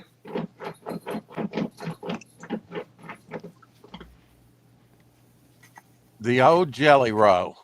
What would we do without it? I love these They're things. almost kicking butt, man. Yeah, I'm gonna have to get my watercolor pens out. He's got like one of those that's like 15 years old, don't you, Homer? Yes, sir. You've had Well, I those got for a two. while. One's like 15, 20, and the other one's like 10, 15. I don't know which one. Cool. Yeah, they worked. I don't know if you saw this one. This was my last head sketch I did, Elsie, Colorful. of Geo. Yeah. I haven't done much, but All right, I gotta Right. go, guys. I'll see you later. I gotta go run an errand and get you ready got- for the. you got to All go right, to see the you, Don Homer. show. Uh-huh. Peace We'll out. see you all Homer. later. Have a good one. It's looking good. Can't maybe you can draw. Well, now on the Dons, what are you going to draw? He's really got to go. Probably to the He is bathroom. You going. gotta go. You gotta go. There's one I did earlier. I wanted to ask him something too. How rude. I was going to ask him about Posca markers, if he's used those at all. And he's gone. Yeah. Yeah, when he's Do you ready to know go, who, he's ready to go. What is You that? knew What you're Clayton- using, Ryan? What's that? Is that what No. you're using? No, I'm using ink and Jelly Roll pens. Okay.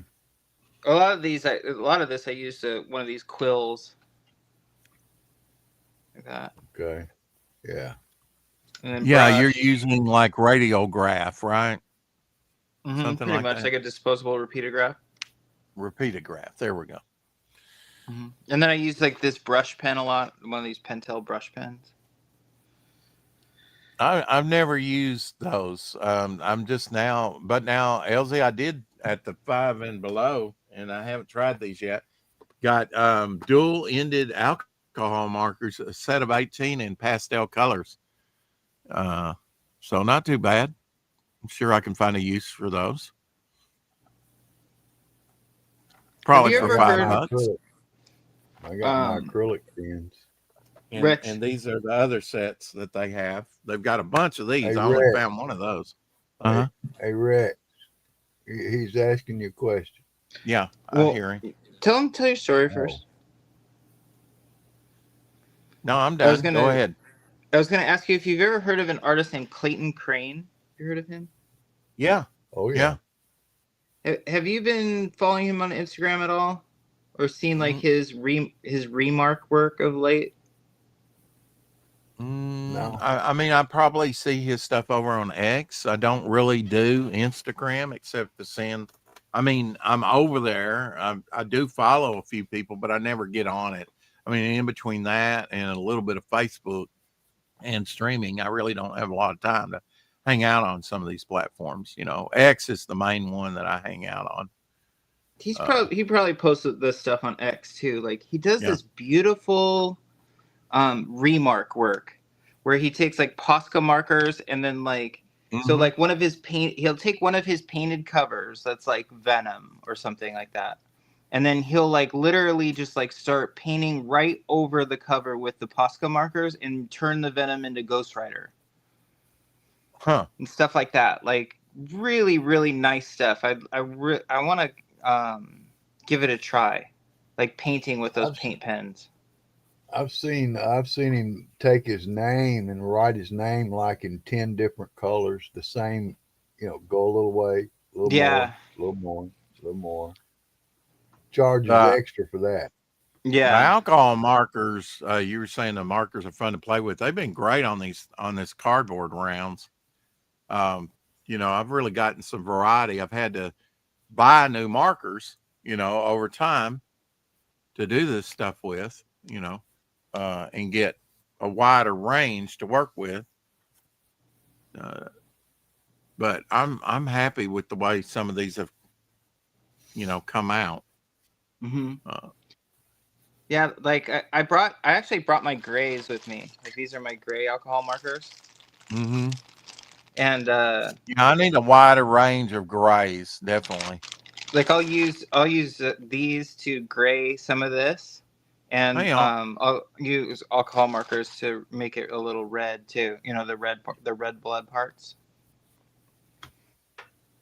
And I also got, when I went to Michael's, I got wooden panels, like 5 of them to paint on, because I like painting on like masonite and I thought I'd give these a try, Elsie, to How much actually. they cost? They weren't that much. I mean, maybe it's been a while. Maybe $10 for Oh, 5 of them. I don't know. Like if you gesso that first, and then use those Posca markers I was telling you, Creighton Uh-huh. Crane uses. Oh, now That would can look you great. do that over gesso? Because see, I've done markers over gesso before, and it is like a no. At least. Yeah, they're not markers; they're paint pens. yeah. Oh, I've got some okay. I do acrylic. have some I've got paint pens as well. acrylic paint pens. I have They're some acrylic, acrylic Yeah, yeah. paint pens. yeah. I do have some paint pens. Yeah. I haven't used them, and in fact, I hope they haven't dried up. I need to use them, but I've only got like 4 colors in there. But They would really pop been, on your multimedia surfaces, mm-hmm, like your masonite and your particle boards and your pizza rounds, and mm-hmm, like if you yeah, put paint pen on top of that, it would pop. It would look really yeah. good. Well, I did like a Doc Martens, and it really popped like that when I put it on this and this other one. Mm-hmm. So yeah, I bet those paint pens would really pop. Yeah, it looks like paint. It looks like you did paint pen on that last one a little bit. Yeah. Well, I mean, in this one too. Yeah. See, it really pops. In fact, it almost lifts that off the surface, the cardboard. Since You know that Devil Flyer one, Rex, is really good. you like that? That's the one I hate. Yeah. That I dislike the most out of all of them I've done. I Is think it's. this I think it's really I good. started to say the same thing Ryan said. But you know what, Rex? That one. That's usually the way it goes. The one you That looks dislike good. the most is the one everybody likes. Yeah. Maybe add a little shadow underneath his ear wings, and his nose. Yeah. Yeah. I was thinking about that even on my last Geo piece here of like under his cheekbones adding a little gray. But yeah, these are just pizza rounds that I've saved from pizza. From Mutant Pizza? Mutant Pizza. Everybody's charter member cards are in, if you didn't know. So and I've got top loaders for them now. Now she's printing up some sketch cards for me, kind of like Alterna came up with. I haven't got the proof of that back yet, but she should be printing these 100 of these. I'll start off with 100. I'm not going to invest a lot in just the sketch cards, enough to get going. More you order, of course, the cheaper it gets, right? It's on canvas, paint pens. I mean, you can make quite an investment, Should try painting gouache. Yeah. Paint acrylics on oil. I like working a lot, really wet. I've got some very nice sort of watercolor canvases that are smooth for working really wet. When Ryan gets back, I'm going to ask him about his new icon there because he's changed his icon a little bit. I believe prayer can be strengthened like when. your shirt. Oh yeah, What did that say? octagon. Yeah, I'm just saying what you did. Well, you can read it. Oh, Out you loud? took it off. That's, Okay, I put it back believe up. prayer can be. I believe prayer can be strengthened when we pray together. A gent has told the street pastors he wants to hang himself tonight. Please help me pray for this man. Wow. Absolutely. I mean, where two or more are gathered, there he is also, and you get together. And I do believe, in strength in numbers. Absolutely. Yeah. Yeah, I recently got Cool. those rounds scanned. And some of the head sketches that everybody will be getting, and the head sketches that that I pick, will be either in color or black and white, will be printed in the art book and might be included in the digital as well. If you buy anything over there, you'll get a charter member card, and you'll get, of course, all the things that have been unlocked, and there's been a bunch of things, magnets, trading cards.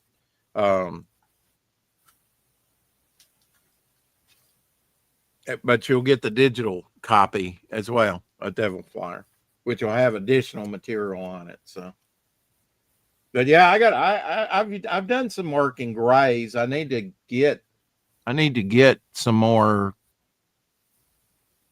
a wider range of grays though. And I know you work in gray all the time with your graphite and then do a wash.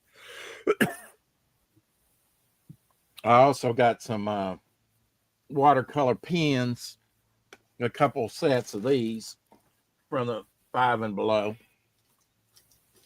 Fine tip watercolor pens. Thought I would try those out. Yeah. $5. Why not? Give it a try. But I did get some things at Michael's, like that dual brush gray set. But now this is water based. It's not permanent. I hate that. But I got it anyway because I really need a wider range of grays. And I even picked up, a while back, 60, and I've already done some pieces, gel pens, 60 for $5. Quite a range of gel pens, And I've done some head sketches. But I'm really wanting to work with these dual-ended alcohol markers. So if you want to have a draw stream later, LZ, Ryan, I would be up for that,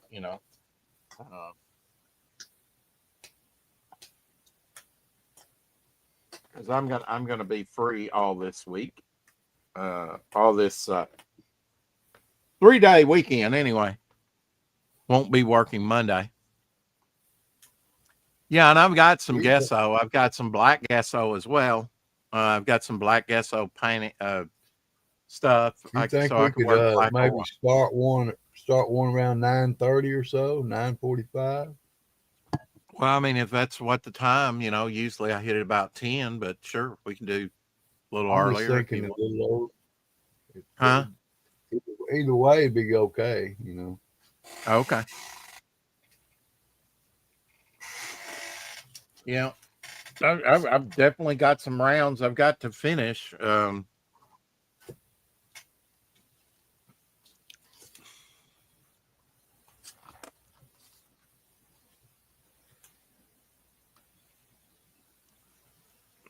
I'd like to grill this weekend, but yeah. You can still get pencils down, and Devil Flyer is on the splash page. The cover to Devil Flyer on pencils down. This is a sketch cover. Maybe I'll do something on the sketch cover tonight. because he sent me an extra one because I got charged double on the shipping, and he said, I'll send you an extra sketch cover. And I said, you the man. So maybe I'll do a sketch cover and then maybe put that up if with his permission on the campaign. I don't know. My campaign is not dead by any means. Ryan, I wanted to ask you about your icon change. Sorry, I had a phone call. Okay. I wanted to ask you about your icon change. Can you put your icon back up? Yeah, here you go. Yeah. What do you think of that? Tell us about your icon change. So I added a little color, and there's an 8 in the head of the octagon now, of the octopus now, and he's got kind of like glowy eyes. Right. Yeah. So it's just a little, a little update. Yeah. Did you beef his eyes up? Yeah, they're not any bigger, but there's like a little bit of glow around them that makes them look a little bit bigger. Yeah, I like it. I like the blue. I actually use that as at least part of it cropped for my thumbnail today. Oh yeah, I've got stuff to work on. Some of these I have got to finish. So this is just like a little subtle change, and then I want to do like if and when I ever do launch again, I want to like do like a revamp, like a completely like updated something, just make it a little slicker, a little more, pizzazz. Right. Yeah, I like it. That's why Thanks. I was going to ask. And I am wearing your t-shirt, by the way. I love it. In honor of you. And I got to finish this cortex. The brain is pretty intricate. So that's going to be a side view of the brain. That's my character Cortex. He's kind of like a living brain inside a android body. And this is a Geo that I've done a lot of work on, but I'm just not quite done with yet. Kind of a different configuration of his head there. Just kind of like a stylized. I got to finish that one. And I've got to finish this one. This is the first. I actually put acrylic paint on her hair here with the white out. So that's that. I got to finish this one. That one's very strong. I think it's the same thing I like about the Devil Flyer one is that I like that 3/4 view. It gives a little more dimension. Oh, yeah?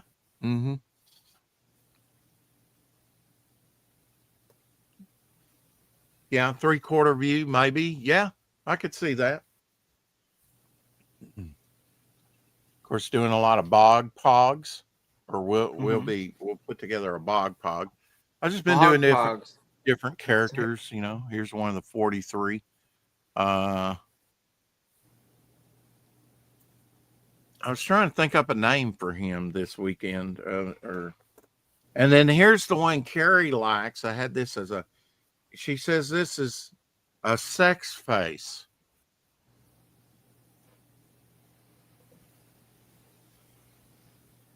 So I guess my character has a sex face going on. Oh, okay. Yeah. And this is the only time I've drawn this character. That's I actually male dominance right there. Draw him some more. Yeah. This is the first time and the only time I've drawn this character. I need to draw him some more. Developing some more. Is he like a fire guy? He's more like a corrosive acid type guy, Okay.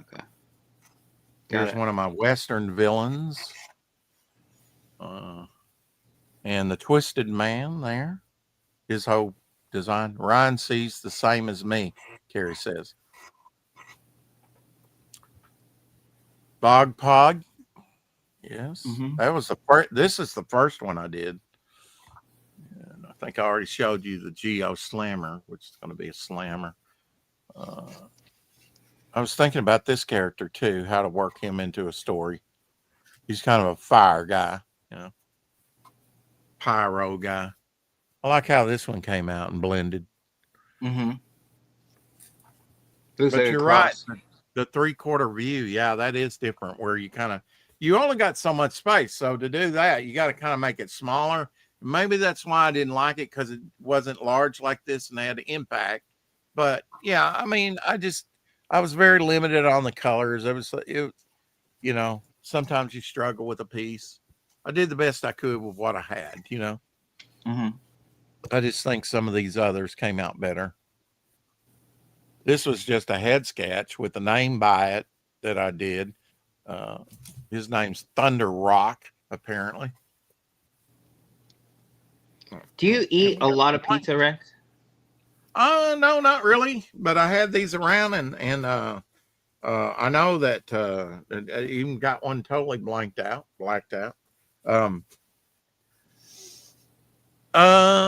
No, but I do have 2 pizzas up in the freezer right now.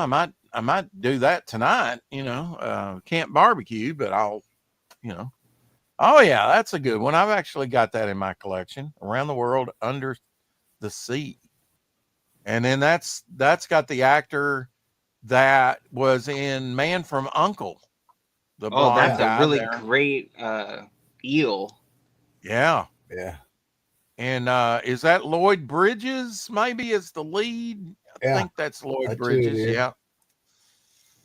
Yeah. Dale 12 Center, early 60s there. Hey man, I want to tell you something. You see this? Oh yeah. I've got the approval cover signed by Jack Adler on his chest there. Yeah.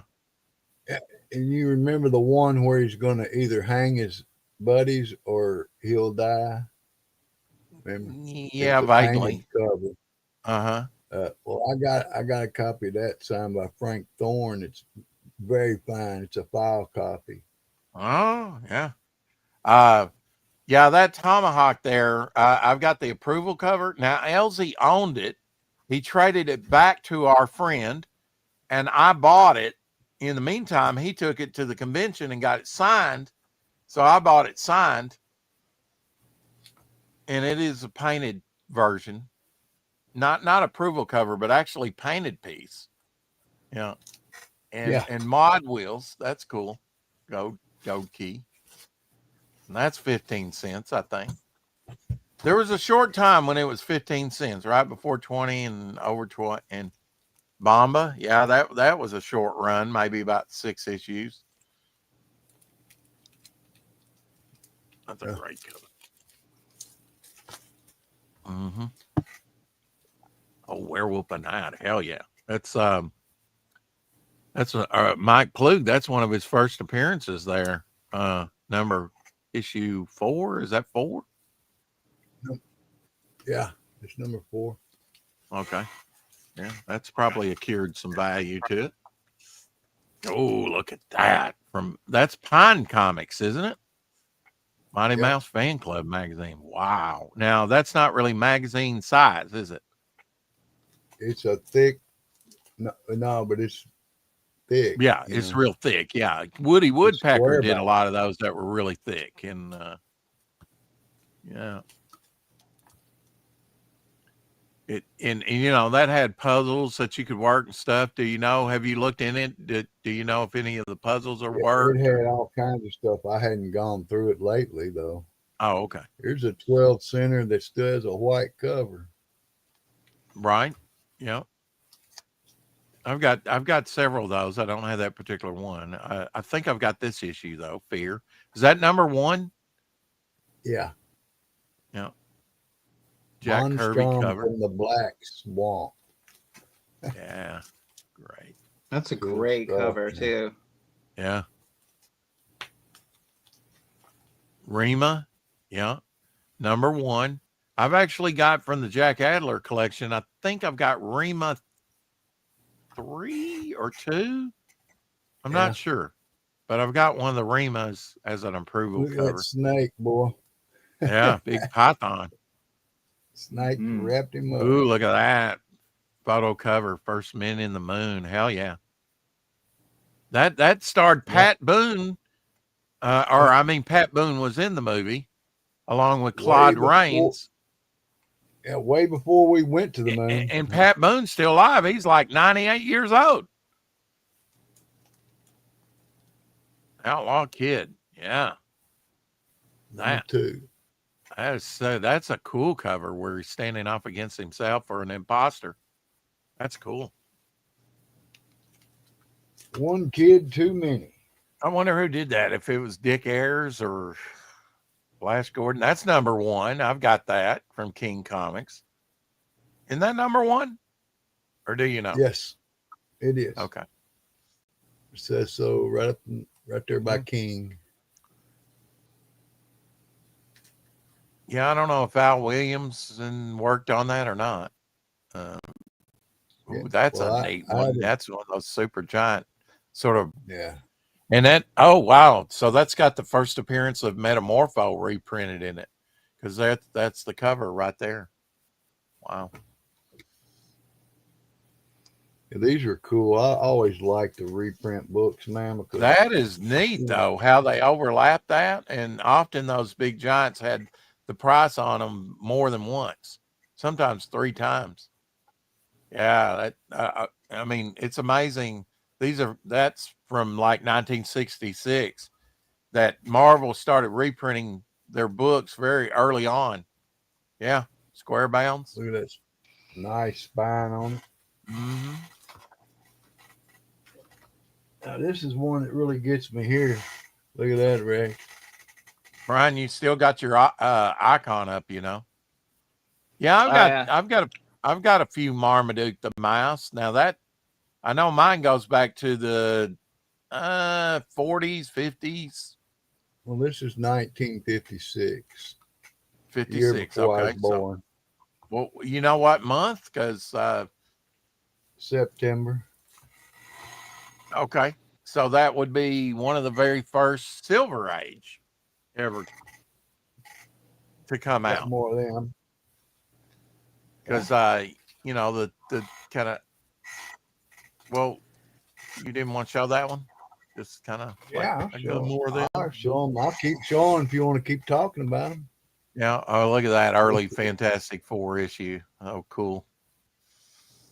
Oh, look at that. Look at that. Tales of Suspense with the golden armor. The Mach Is there 3. a book that demarks the Silver Age? Like when? Like Yes. what book is it?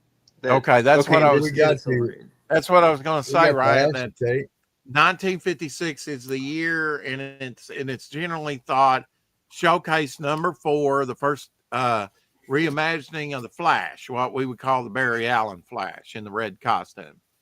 You know, the Golden Age Flash had the Mercury helmet, right? Right. Jay Garrick version. Yeah, very nice adventures there. And you know what's wild is you're probably holding up an issue that Jim Shooter wrote when he was like 13 years old. He was writing comics when he was like 13 years old. Now, what is it about the Flash that makes it like, okay, this is a change in the culture? Like, all right, hold up, Elsie, so I can answer and have a discussion with him. I can't do both. I'm sorry. Sorry. Well, it was like, you know, that was the point that kind of brought the superheroes back after sort of a hiatus. And in fact, when Flash came back in, he started the numbering where the old Flash ended. Once he got his own title. You know, they didn't start at Flash number 1. They first had him in Showcase number 4. And that proved to be successful. And then Showcase came out with Green Lantern, Justice League, Adam Strange. You know, later The Creeper, Hawk and Dove by Ditko, both of those. Dolphin. I mean, so many first appearances of either groups or characters were featured in Showcase. It ran for 104 issues, and it took a little hiatus, I think, and then came back and wound and had a few, you know, about like 3-4 issues came out. Joe Kubert did probably every one of those covers. Hawkman and Hawkgirl were in those, but the very last one was like a World War II story, and I've actually got a production plate to the cover of that one. So kind of like, okay, so like the Flash got a new costume, and that marked that marked the Silver Age. And then would you That's say kind of like, where they mark, the new, where DC was on a road to reintroduce all these superheroes, because really the only superheroes that survived were like Batman, Wonder Woman, and Superman. and they And got redesigns? They all got redesigned? well, they didn't, but Everybody does eventually. yeah, eventually, but they had kind of survived, but all like the others, like Green Lantern, the JSA, the Justice Society of America, had like Alan Scott, the first Green Lantern that Martin Odell created, and he also in 1962 created another character called the Pillsbury Doughboy. A lot of people don't know that. And I got to meet him back in 85 and 86. And got to meet his wife in 86 as well, too. He's passed away now, sadly, and I'm sure she's gone as well. But very nice, very nice. I've actually got a Pillsbury Doughboy back there that Elsie gave me. Yeah, there we go. I think mine had a little stain on it, but maybe I can bleach that out. Yeah. The original Pillsbury Doughboy was created by the guy that first came up with the Golden Age Silver, Golden Lantern, Green Lantern. So they kind of reintroduced these characters. That's kind of what they say. I mean, you could probably make, and arguments have been made that maybe the Silver Age should start a little earlier due to some other books, but that's kind of the benchmark that everybody's kind of settled on, Mm-hmm. And that came out. Let me see exactly month and whatnot when that came out. I'll just go over to eBay. And those early showcases, I mean, 1956, they're going to be worth a fortune in any kind of shape.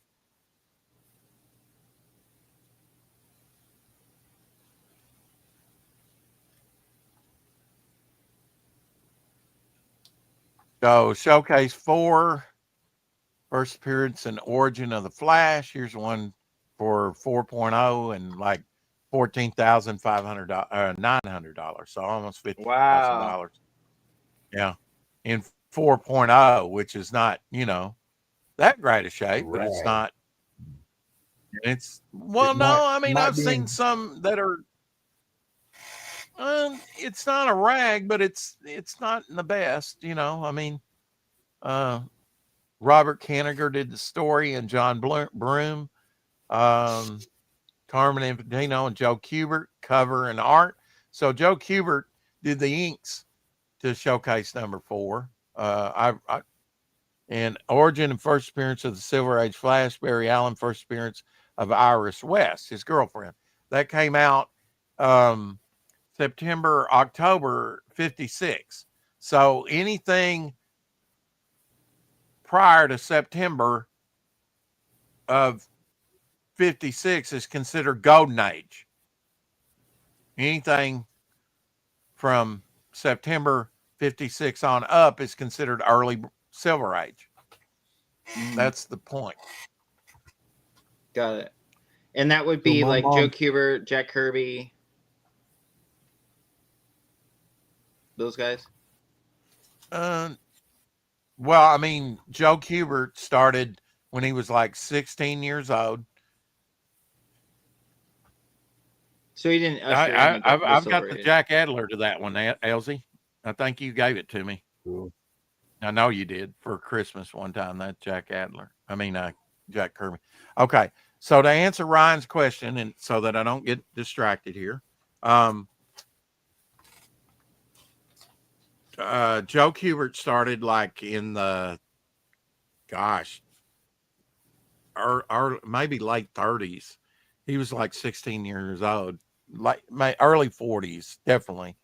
So, those guys worked in the Golden Age, Silver Age, all the way up to like 2000 something when he passed away. Mm-hmm. Who else did you say besides Joe Kubert? Kirby. Kirby, yeah, Kirby, Yeah, he and Joe Simon back in 1947 created the first romance comics. So they actually created a new genre in comics. And with Yeah, that's Golden Age, though, right?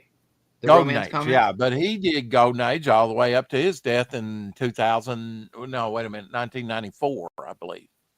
So he actually drew he got to do Ninja Turtles and a couple of pieces of Ninja Turtles and other stuff that we would consider kind of new, you know.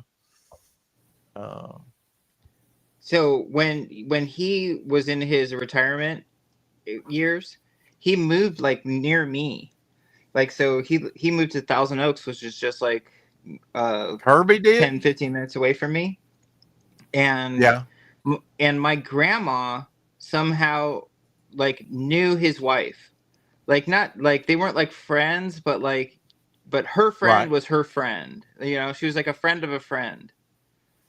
So when the art of Roz Jack Kirby Kirby. book, yeah. So like when the art of Yeah. Jack Kirby book came out, Mhm. my grandma drove it over to their house and had it signed for me.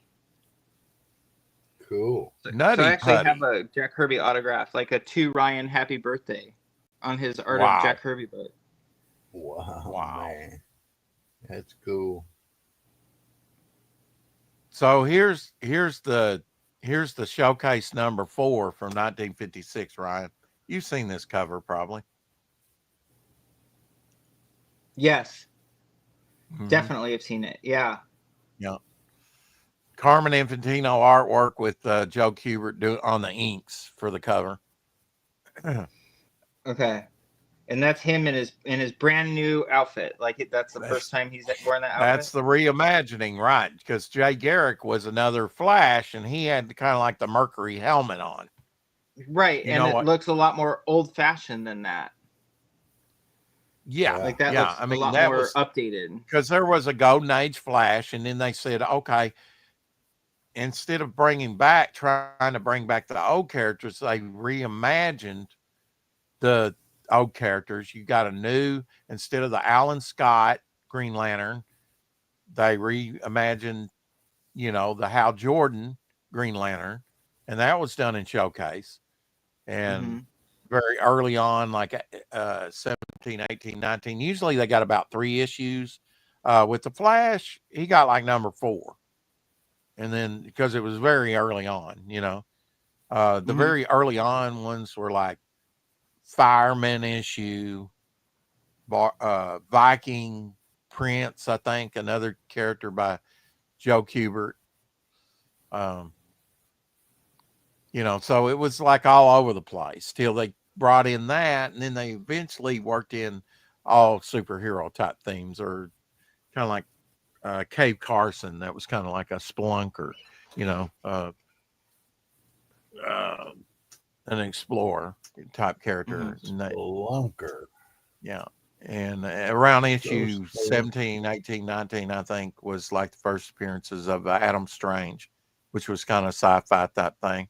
The first Hawkman, I've got now that, Brave and the Bold was doing kind of what Showcase was too at first. It was showcasing new characters. So, which I think is a great concept, to have one book that kind of introduces the characters. Because like Elsie showed that Marvel Spotlight, that's what they were kind of doing with Marvel Spotlight, I think, with some of their characters. They would do them, and then that's popular, we'll give them their own, and then they go on to another character, introduce a new character. Hey, how's it going, Agent Zero? Hope you have, Justin, I hope you have a great Labor Day weekend. I know I'm going to try. Yeah. I knew you had these spots, from the scans denoted on where the blood would be. You kind of drew that in there, at least some of it, up on his apron. And now you're adding even more. It's looking dope. It's looking dope. Dr. K. Dr. K. Just dropping in before the studio. Okay, well, at least you came by. Yeah, the Studio of Dawns, that starts here in a minute. We don't care. We're going to do our own stream.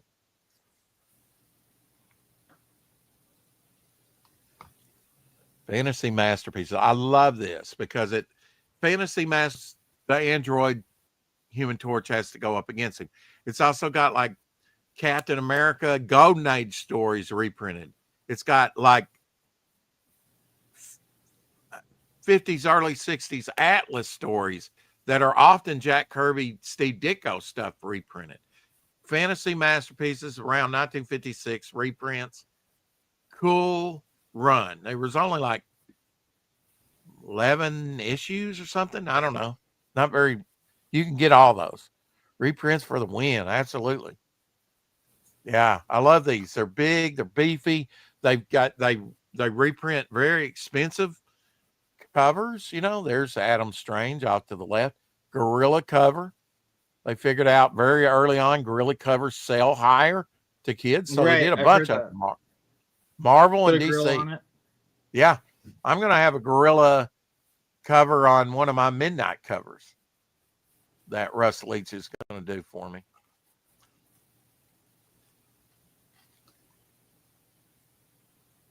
And this here, MGM's Mouse Musketeers is probably part of the four color run where they did all kinds of stuff. 1955. Now, if you open that up and you look at the back, sometimes it's got an ad, sometimes it's got a cartoon. Those were early variants. They actually have variants on some of those. You know, you could get them with the ad on the back, which nobody was excited about, or you could get them with another page, you know, of often. So, okay, that's actually got something. And I don't know if they were all printed that way, but some of them actually have, you know, a difference on the back. And those were early variants. They actually printed it sometimes with an ad, sometimes with something like that. Is that their little pledge? It's a little thing. No, it says, help the Mouse Musketeers escape from the Pussycat with an old wheel they borrowed from the King's royal coach. Simply hold the cover upright in front of you and spin again rapidly in a clockwise motion in small circles. See how it moved. So a little eye thing. Love me some Dale and Go Keep books. The K-pop junkie in the house. Junkie, let's see. The early ads are hilarious. DC was totally trying to make kids into crime lords. Well,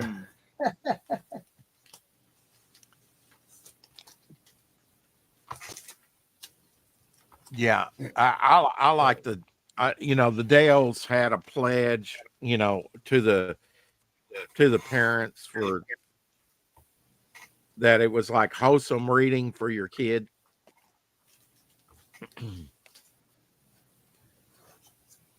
This is a book I got off eBay, LZ, that, you know, which is pretty cool. It's in bad shape because it's a library copy, you know, from the library, you know, so it's taped up and it's got the number on the binding and stuff. But a great resource book that I got for not much, The Comic Book Reader's Companion, an A to Z guide to everyone's favorite art form, and by Ron Goulart, and he's done some really nice volumes and stuff in comics. And it's even got some, you know, illustrations within it. But highly recommend this book. You know, an encyclopedia type thing. Over 100 illustrations within this. I've been trying to feel the Whitman Wacky Witch run. Wow. Okay. That's pretty cool. I mean, is your book, Rex, going to have like sort of a showcase feel? Like, it's not 100% Devil Flyer, right? Like, no, you have others. It's, you know, if you think about it, all the Golden Age books were like anthologies, right? Right. Like in the Flash comic, often they would like Flash cover, and then the next issue would be Hawkman cover, and then the next issue would be Flash cover. They would alternate. DC did that with their books. Like they might have the Spectre and Dr. Fate, and they would alternate covers. I'm not saying they did that with those two characters, but they did with Flash and Hawkman. And they had other characters beside that they often put off to the side on the cover. So mine's going to be like, definitely on Devil Flyer, you're going to get, I don't even know how many appearances of characters you're going to get. First appearances of characters. Because, that's the story I'm working on right now, to where it gives you a broad showcase of characters. So you'll want to get your copy of Devil Flyer. Because it's got so many darn... It would be so cool if like you can start like a trend with that kind of a style, like bring that kind of thing back, like where a book isn't just one storyline or one character, like the whole thing. Right. Well, that's what I'm trying to do, and then, I'm going to do like a 0 issue. Then I think I'm even going to do a half issue. And then we'll see. But I'd like to do a half issue, maybe along with the launch of number 1, do a half issue and a number 1 together. I don't know, but we'll see. But what I'm going to do is like 6 stories in number 1, 5 in number 2, 4 in number 3, et cetera, et cetera. I'm going to have it count down to where all those other characters and all those other those characters from the other stories are rolled into the Devil Flyer story. And then by issue 7 or issue 6 rather, Devil Flyer will be just Devil Flyer in his own comic book, but all these characters will be in that story till the thing is resolved, and then they'll go off into their own titles, hopefully, or somewhere, because that's what he's doing. He's meeting all these characters. This is a way it's, the story centers around Devil Flyer, which is the linchpin, which he's kind of manifesting deal with the devil, which is kind of like a metaphor, but not the actual devil, but, this chaotic entity. And,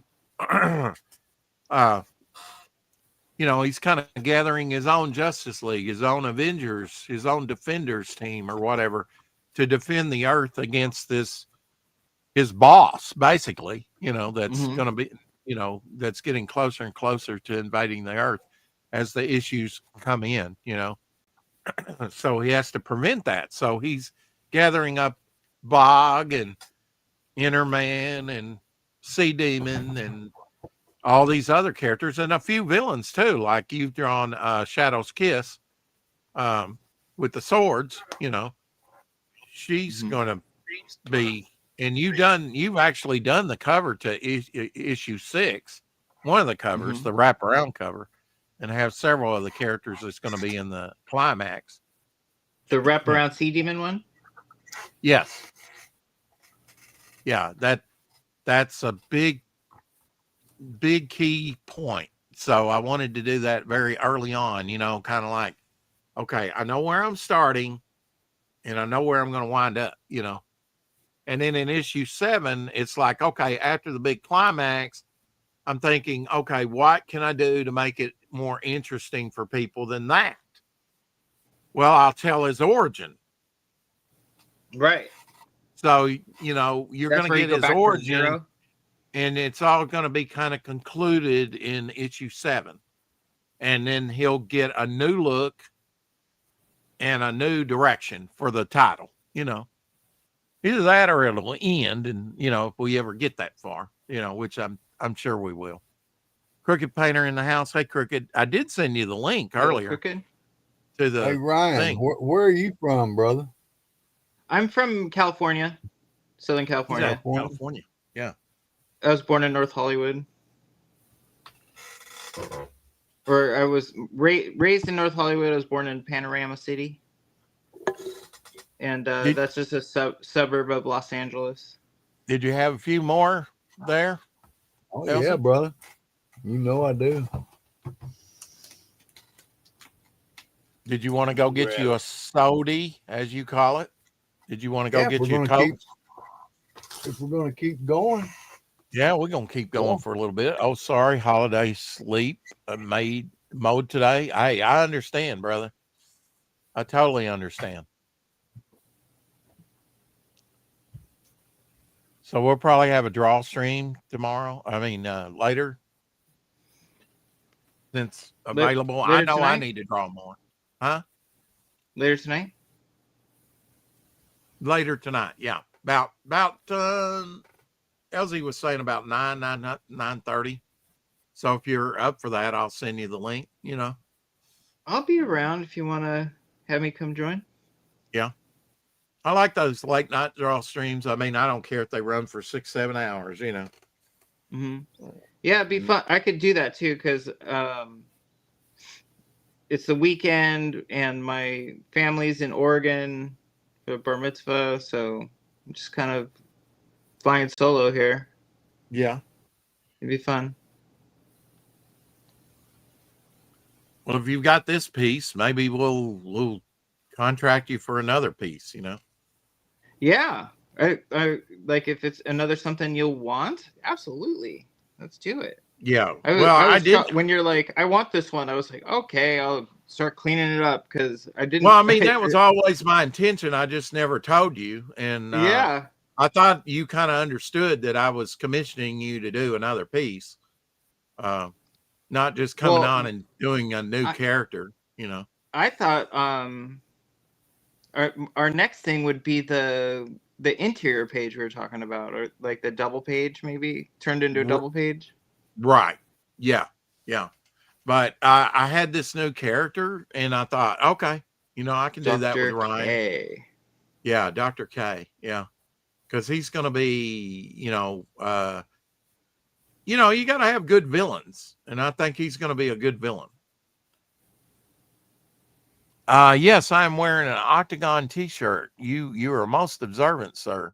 Yes, I'm wearing an Octagon t-shirt that actually Ryan did with his campaign. I backed his campaign, and he did every supporter, whether they bought a book or they bought the big bundle like I bought, even with a head sketch. You know, he made a t-shirt for everyone. Silk screen, like 30 something of those, didn't you? Yeah, it was if you signed up. It was a sign up reward. If you signed up and then backed. Okay. Yeah, so if you signed up early, then you got a free t-shirt. Okay. So I must have signed up. I try and do that. I think maybe you're the exception. Whether I'm going to back or not. Yeah, I might have missed out on the sign up. I think you didn't sign up, but you got a shirt anyway because you're Rex. Well, I appreciate that. I do. Yeah, I think you're correct on that, as I remember. I think I must have missed the sign up on it. Sweet, post an address. I'll send you some crooked panties. There you go. Yeah. Yeah, but he silk screened all these, all in black and white, except for one for him, and you got yours in like a burgundy or red, right?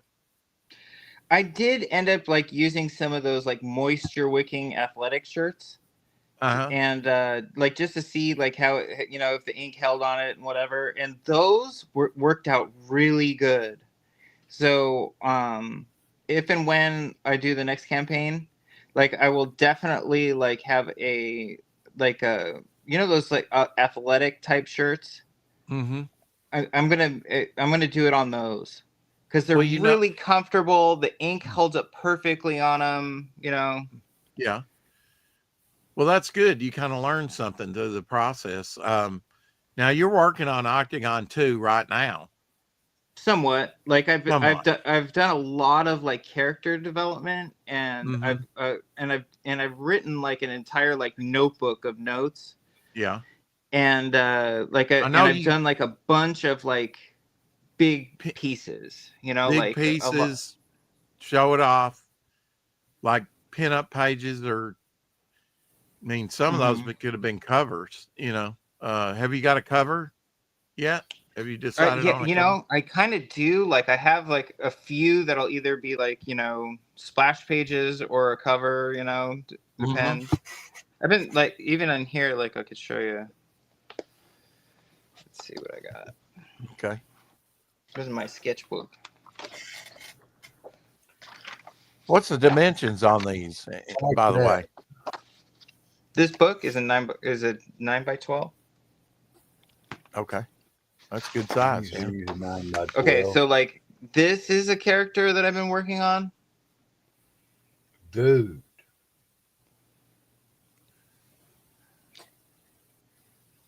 And I've been like coming up with like, there's going to be like a lot of different creatures in it. Like there's going to be the Hydra, the Leviathan, Cthulhu. There's going to be some new hybrids. There's going to be like killer whale hybrids. There's like an Octagon, Dr. Octagon working on like a. I love that fish with submarine. That's cool. But don't you leave out SpongeBob, buddy. Okay. I did some fan art for my daughter. She loves SpongeBob. She's awesome, man. Tell her if she likes SpongeBob, she's cool. Krabby Patty. Where's Gary? I like Gary. Where's he at? Yeah, Or you Gary's mean nice. Patrick? I like him. Now, did you color that with like alcohol markers? Yep, that's marker. And That's that's marker. Is that Bad Rock there? Yeah, I've done like a bunch of. Image. No, I've done a bunch of like Rob Liefeld has a Facebook page that like they have draws, like these like fan art like draw contests, you know. And I've entered like in like 10 of them so far, but I haven't won any of them. But I still like doing it. It's fun. This is another like concept Octagon piece. Nice. Like an underwater castle. Castle Octagon. And then like you see like there's a whale up here and like another Leviathan. And but most of this stuff I've done 11 by 17. These are just like concept sketches. This is another Rob Liefeld one. Her name's Suprema. Right. I ended up just scanning this and inking it digitally because I was running out of time. This is another concept art for Octagon. Yeah, I like that. The tentacles are around her neck. This is going to be one of my bad guy girls. And she has like a cape, but that's like part of her body. And so she's like half squid.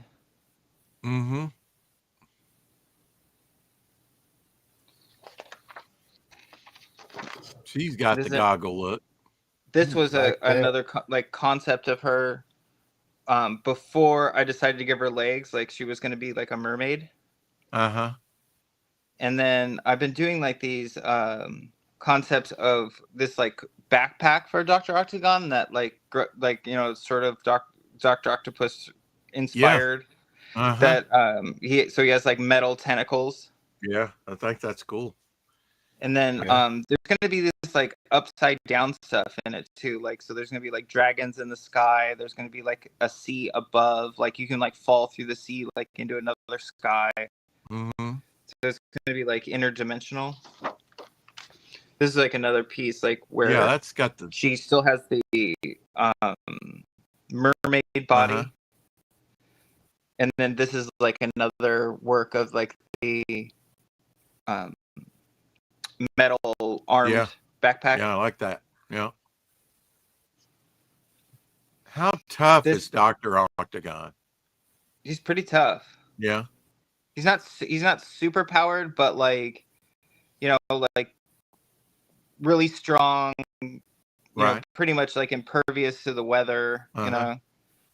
know, he can dive really deep. You know, without any equipment. Yeah, but he still has, like a walrus, he still has to hold his breath, though, right? Yeah. Yeah. Everyone still has to hold their breath. So like my dolphin hybrids, like in the first book, like they don't have noses, they just have blowholes on the back of their neck. Yeah. Mm-hmm. That'll be like the way the killer whale hybrids are going to be too. Like they're going to have blowholes in the back of their neck. So they'll have like backpacks that they can attach like a respirator to the back of their neck. So I don't rip have it any off. like I don't have any like you can magically breathe underwater stuff. Right. And And I don't have any like characters with like gills. I kind of get a George Perez vibe off some of this. Have you been looking at any of Perez's stuff? Like maybe some of his Wonder Woman. No, my first book that I read of his was that I actually read a George Perez book was that Essential Avengers. Yeah. And they're fantastic. Like He's it's I mean, in the hard to tell. comics. What? His work got me into comics. He's great. Yeah. Like you can tell, like going through the Avengers book, they're trying to all draw the same. You know, like to give that house look, so like everything looks very consistent. Mhm. You know, and it's amazing how they right. can all do that. Like they can all just basically like draw. You know, where like Dr. you know, unless you're really paying attention, like the lame, you know, the non-artist like could flip through that whole book and not really tell that like, you know, different people drew it, you know, like if it was just a little kid or whatever, like he could just read that whole book and not care, you know. Dr. Mask, you can come in today if you want. He will be our special guest tomorrow. Ooh, I actually had someone lined up today, but they canceled. good color. Yeah, look at that, 4 legs.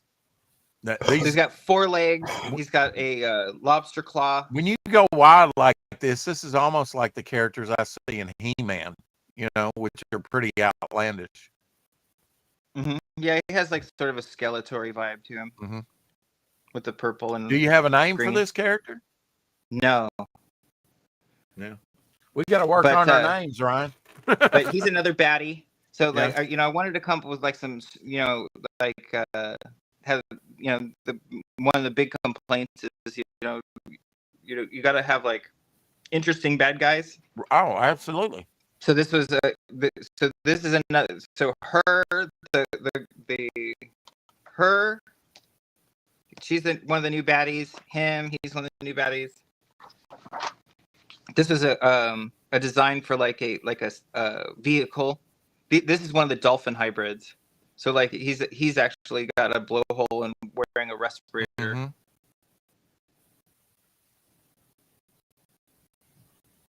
They will be back in a little bit. Like so, there will be some of the dolphin hybrid guys like coming back. I think that's all I've got for concepts. Those are all cool, man. It was a fun one. I like that. G.I. Joe meets Deadpool.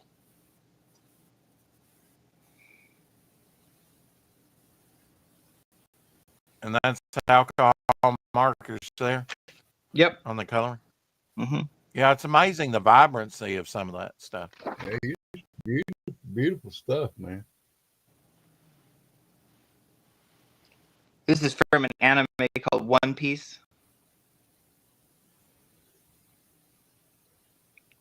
Highly recommend it. What a great anime. I hope you didn't smudge my You can watch it drawing on showing all Netflix. this You don't stuff. have Netflix though, huh? No, I don't. No.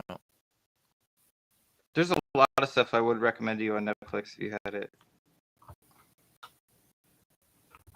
I got it. Yeah, you recommend it to Elsie. Yeah. probably like the same do thing. you like anime at all, Elsie? Yeah, I do like some of it. Yeah. Yeah. Check out One Piece. Give that one a try. One Piece.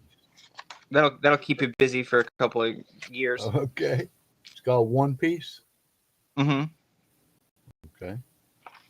Great. It's just a great story. It's an epic story.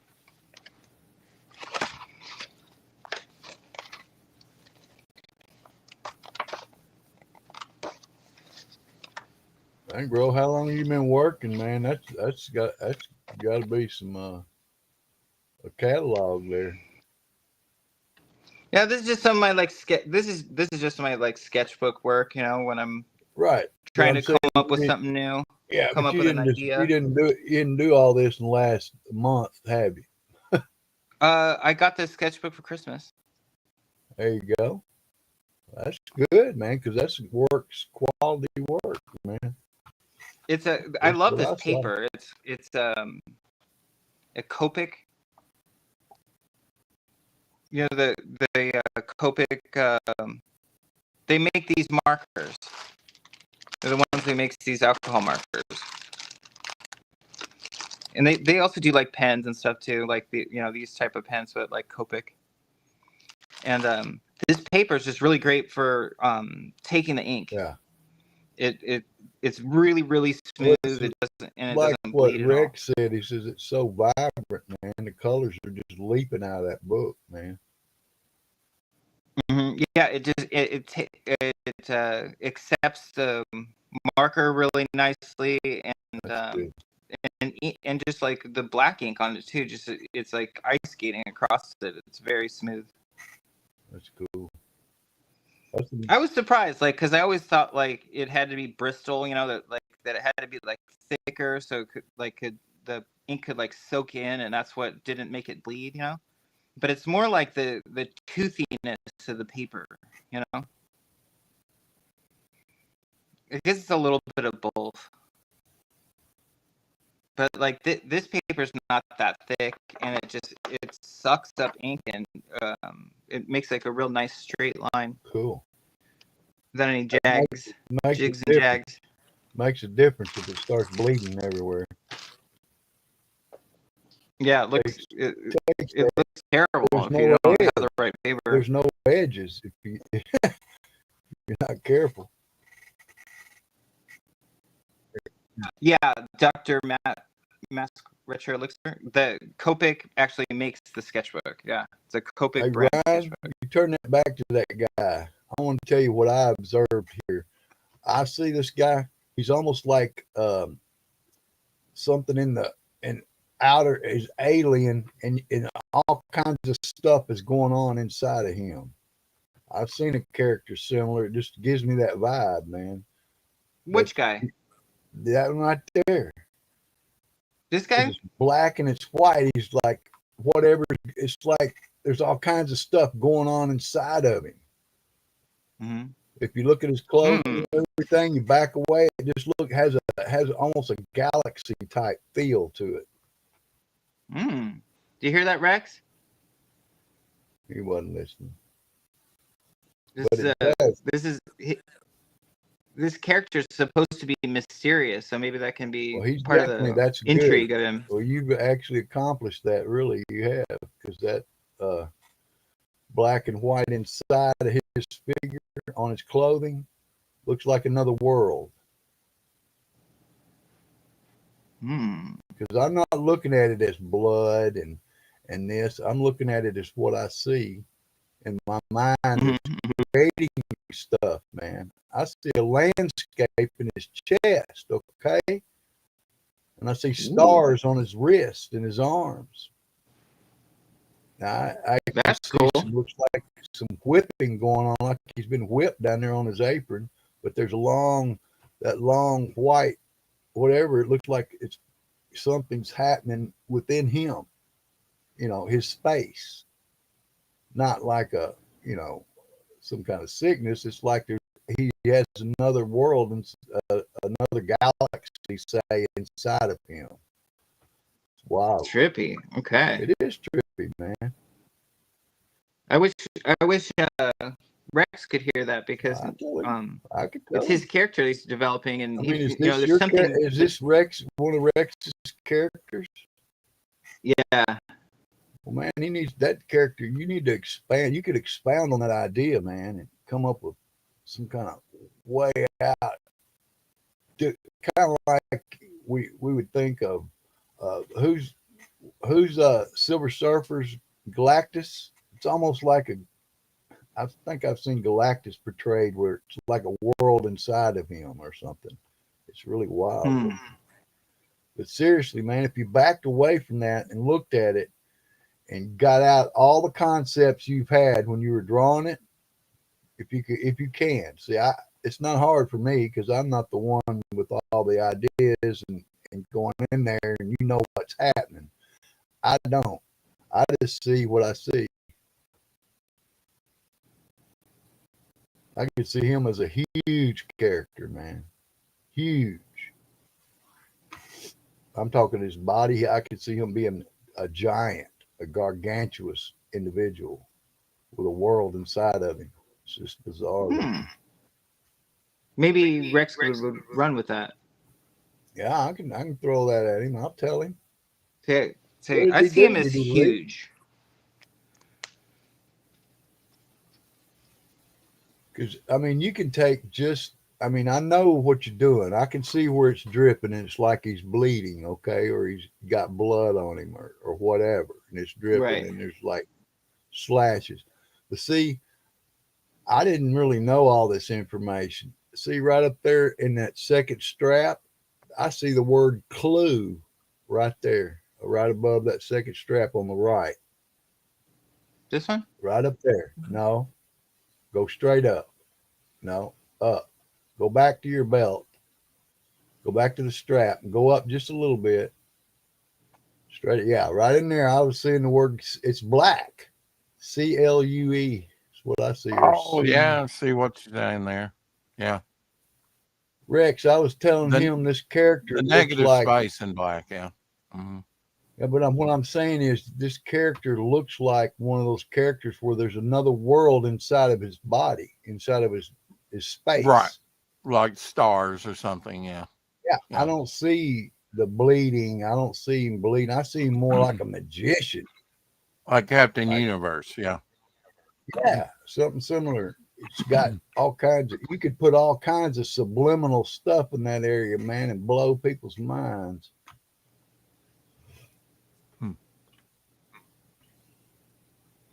Cheese. You ever feed your Seriously, cheese? Your I dog see cheese? that guy's huge. Cheese. Mm-hmm. We try not to feed her anything because if you do, she'll be wanting everything, anytime. It already gets out. If we have to get out and take her medicine, she thinks she deserves something. Yeah, I'm entitled. Yeah, but she finds that real quick that she isn't.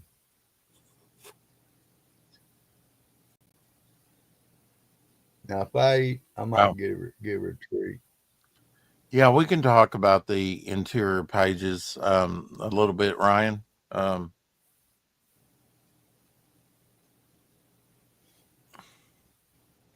You still need to write them, right? Like, do you have a script? No. Right now, I'm trying to come up with the imagery that I want, and some of the reference pictures that I've sent you are for that. In fact, I probably need to see. I think I sent you at least one of John Dillard's, because what Elsie was saying kind of hits upon the character that you'll be doing in the interior for the Devil Flyer book. Right. That whole seeing into another universe, like in her cape, Whoa. Right? You're gonna see stuff inside of her I cape. only picked up some of that because it's kind of like robotic. Or her robe.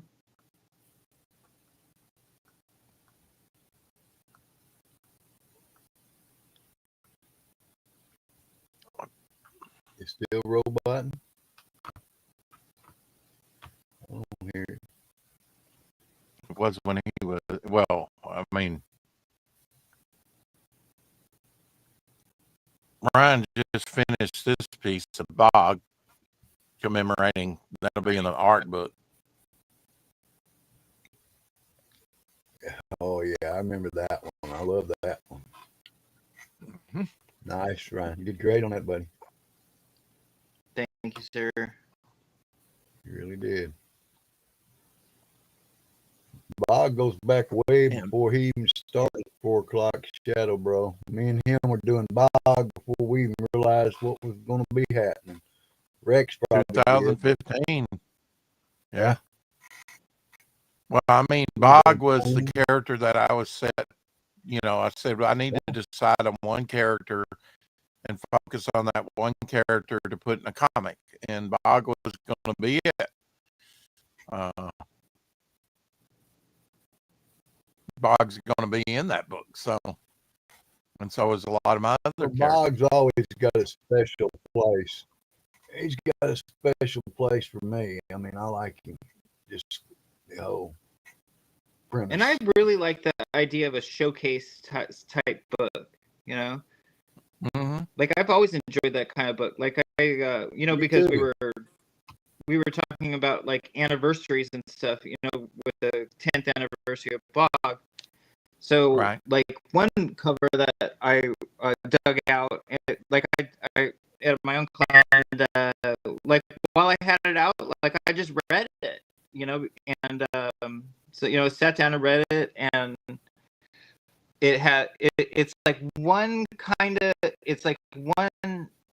interlocking story, and then it goes to Ghost Rider, and then it goes to Wolverine, and it like all like pieces together at the end, you know, but each individual thing is super enjoyable, and like the way it shifts, and like it keeps your interest. Like there's nothing like there's nothing boring about the book at all, you know what I mean? Like it was it was very interesting. It held my attention like the entire time I was reading it, you know. Well, see, that's the way. When I grew up, Brian, I was seeing Sergeant Rock and a lot of, because that's all I had available. They were so interesting, I couldn't put them down. Mm-hmm. I would read them over and over and over, you know. Yeah. And like kids nowadays, like with like TikTok and Instagram shorts and Instagram and like YouTube shorts and stuff like that, I think like they're very much accustomed to that like short attention span theater, you know. Like I think kids would really dig it, like if it was just like little pieces, like instead of like handing them something that's like this big long tome that they have to read, you know, like if it's short and it's popping and it interlocks, you know, and it's the thing about it is, Brian, like on the Devil Flyer story, you kind of get a hero story. On the Bog story, you kind of get a horror type story. You in the different stories, you can tell different genre stories. You know, like a Silver Boa would be more noir. You can tell all types of stories within one book. That's the thing I like about it. You know, when you tell multiple stories, it doesn't have to be the same type of story. You know, it's a little bit for everybody. Yeah, under the underpinning with mine is that this is all one universe and they're always heroes and villains. You know, well, maybe kids would like that format. You know, like maybe it would catch on, like as something old that you're bringing back and becomes like something really new. Like, it happens all the time, Ryan. It happens all the time. Well, this is the next. This artwork here is done by John Dillard, but this is the next character. You were talking about stars within a character, LZ. Yeah, there you go, Kel. Yeah. There you go, LZ. Okay. Look. Yeah. I see. Right. Yeah. And exactly. I had him do this. This was actually a Cloak and Dagger where, Cloak's powers is part of his mutant power within his cloak.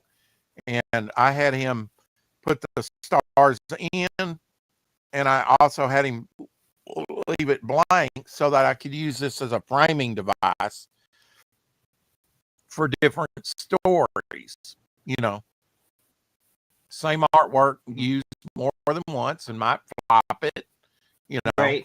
the other direction. Like you could put the, you got to you think could about put the title and the credits and stuff like that inside, or like the title and the gist, like a little, not a scrolling like Star Wars, but like something like that, like an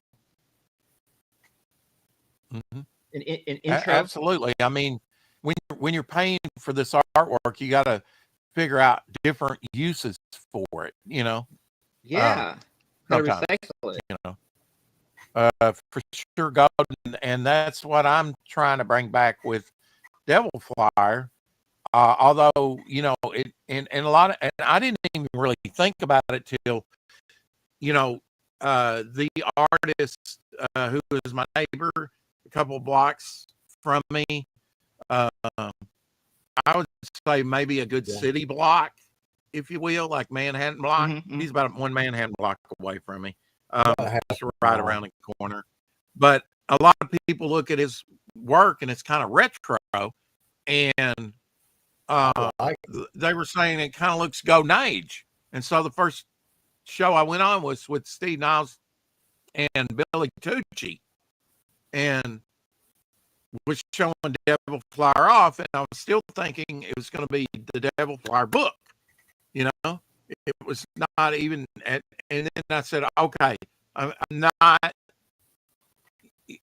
mean, and I hadn't built my channel. So while I'm developing the backup stories, the book got bigger and got more complex, and I got to put more thought about into it that, I just didn't want it to be one and done and crowdfund it and it do what it does. And then I wouldn't have that story. I had a 29-page story almost completed, and I didn't want to waste it, so I started adding these different, and Bog and the Bystander actually were the last two characters that I added to the book. And, but what's like Grave Tales, the artwork's been done for like 3 years on that from Doc Blaylock. I just have to have Keith Gleason, and the script's written for it. I probably need to tweak it a little bit, but it just needs to be lettered, and that'll probably be the first thing that Keith letters. And Devil Flyer Rex, stories. what's this guy's name? What's this guy's name here? Dr. K. Oh, Dr. K. Yeah. Dr. K. That's what popped into my head. So I said, we're going with that, Don't ask me why, but that's go with your instincts sometimes, and maybe the K stands for something. He's definitely a German scientist that's kind of part of the 43 project. And 43 is like, I needed a bunch of women characters. I needed a bunch of villain characters. And I had an artist draw me a bunch of blanks, and I filled in the blanks and made them characters. That was always going to be it. But, that was why I did that. And I came up with the concept of the 43, which was, a way to create these characters, but have all the same origin, so that I didn't have to tell individual origins with every character that I created. They would all have the same origin. This Nazi experiment that seemingly went wrong, but it actually did what they wanted to do, but it also transported them through time. So, because they say the Nazi bell, Ryan. Right. I know you've heard about the Nazi bell was maybe, time travel. So I thought, yes. Okay. Yeah. Art ain't cheap. Yeah. Did you have some more while we talked, Elsie? Did you have some more comics to show? Because I was, don't let us stop you showing some neat stuff. Oh, I've got that issue, but man, that's a clean one. That's a good one. Yeah, Adam number. That's an early one. You Let's can see, cover. it's got- Is it 14? Number 12. 12. Number 12. Okay. Yeah. I've actually got about a And good copy. here's of that. another one of your gorilla. Ernie Chan cover there, I believe. Yeah, Super it Villains. is. Yeah, Yeah. Gorilla Grodd there on the cover. Yeah, I think I've got that one, 1976 with the DC bullet in the middle. Flash is laid out. I may not comment on all these because we're kind of talking shop here. Oh, yeah. Well, see, that's one of those Okay. big, thick Woody Woodpeckers that came out. I mean, that's a thick book, isn't it? Square bound from Dale. And it's hard to find one of these in any decent shape. Oh, absolutely. Yeah, that one's probably from the mid 60s, if not earlier. Could go back to the 50s on some of those.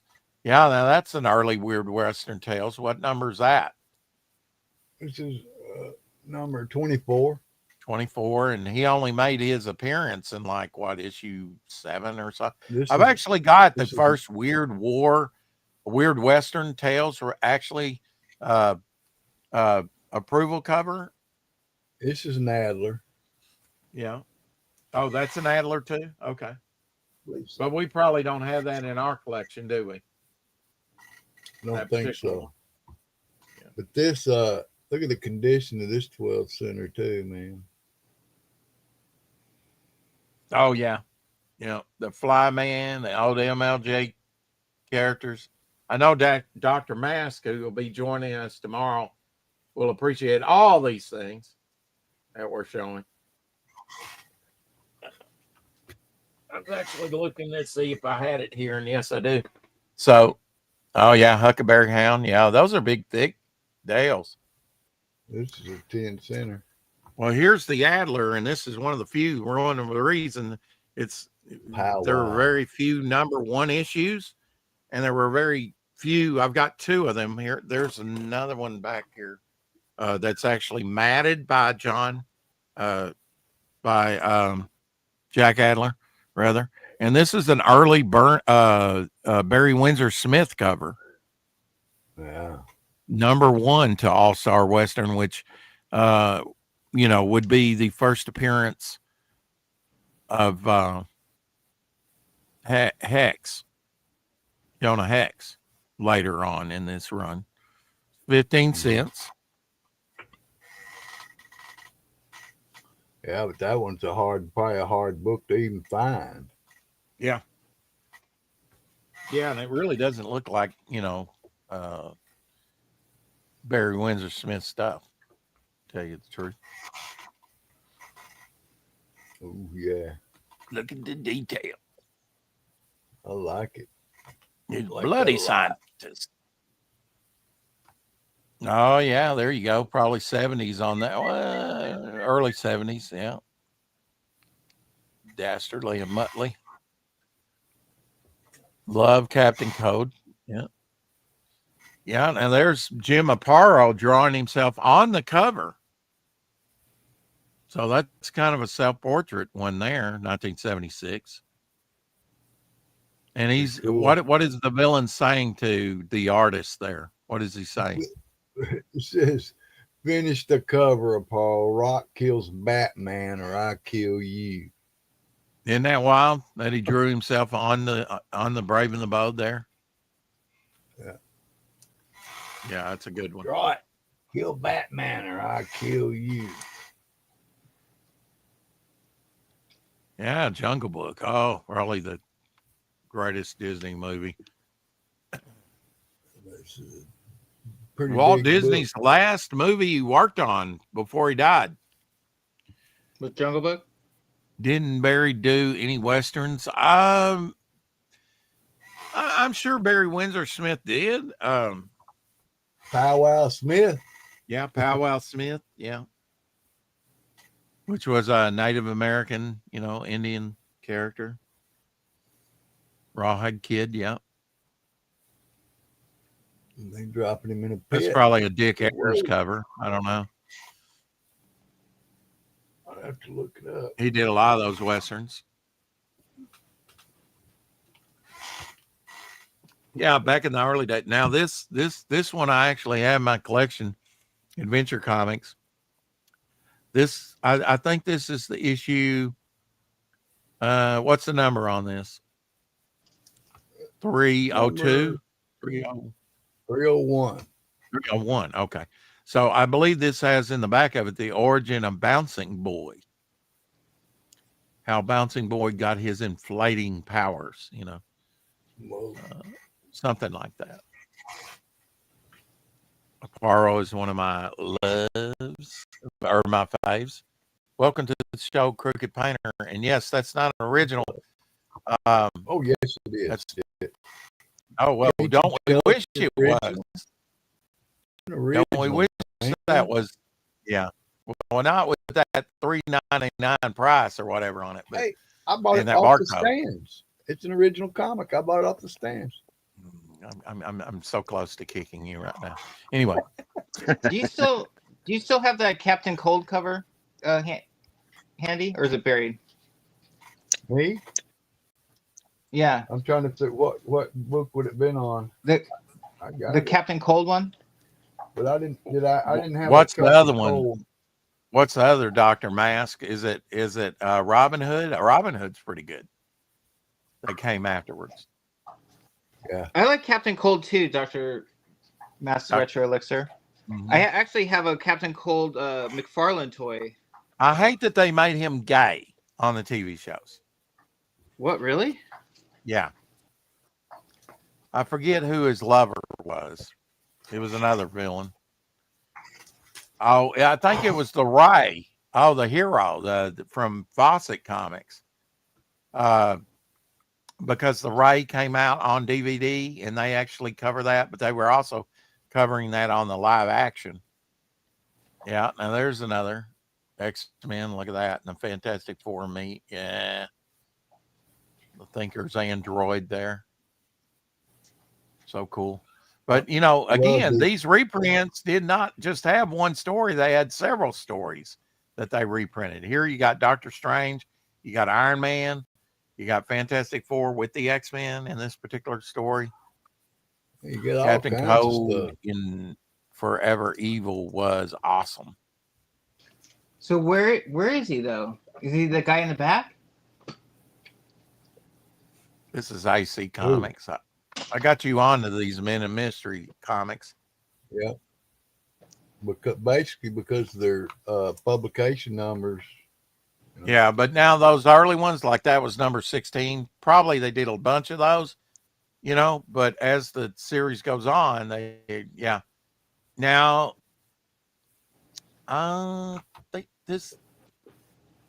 okay, so this is the only crossover in Doom Patrol where early appearance of Beast Boy, who becomes Changeling for the new Teen Titans. But this is the only, that's 103, isn't it? What issue number is that? 102. 102. Okay, so I'm off one. And so this is the only crossover with the Doom Patrol, which is Challengers of the Unknown. Checker top cover. Hell yeah. Nice. Mm-hmm. Robin Hood. Wow, I didn't think you would guess that. Yeah. I'm on the show. Oh, yeah, I remember buying this off the stands. That's Kirby cover, but it may have George Perez artwork inside. I can't remember. But he was doing Fantastic Four around this time.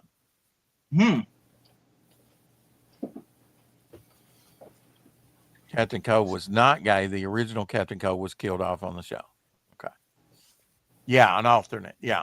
Oh, now I actually have the Jack Adler to this one. This one's Ditko did the first few covers, but this is a Gil Kane cover of Hawk and Dove. Very short series, kind of like Beware of the Creeper or My Brother Geek. They canceled a lot of these. Mrs. G in the house. How are you? Happy Labor Day weekend. Celebrating with some homemade fried green tomato burgers. Wow. That sounds Right. awesome. Bet that's delish if you like tomatoes. Oh, yeah. This is some of the Life with Archie's that actually was riffing in the 60s on the superhero stuff. He was pure heart. Archie was pure heart. Introducing Evil Head. So Evil Head's first appearance there, first cover appearance. There we go. Wow. Reggie and Me. Wow, soccer cover or football, Boom, as you right call it there. over there in the UK. Old 12 center. Use your head. I remember them when they were cartoons in the There you go, 70s. Ryan. Here's 80. your flash. 80 Giant. Yeah, that reprints a lot of those Silver Age Flash things. That was something That they looks did cool. in the 70s. Checker Many top. stories, many different stories. I in love one these. book. 80-page I giant. love Hell reading. yeah. I'd read that. Another Gil Kane cover, I believe. Turnak. Could be wrong about that. Oh, yeah, David Cassidy. He just passed away not too long ago. He died?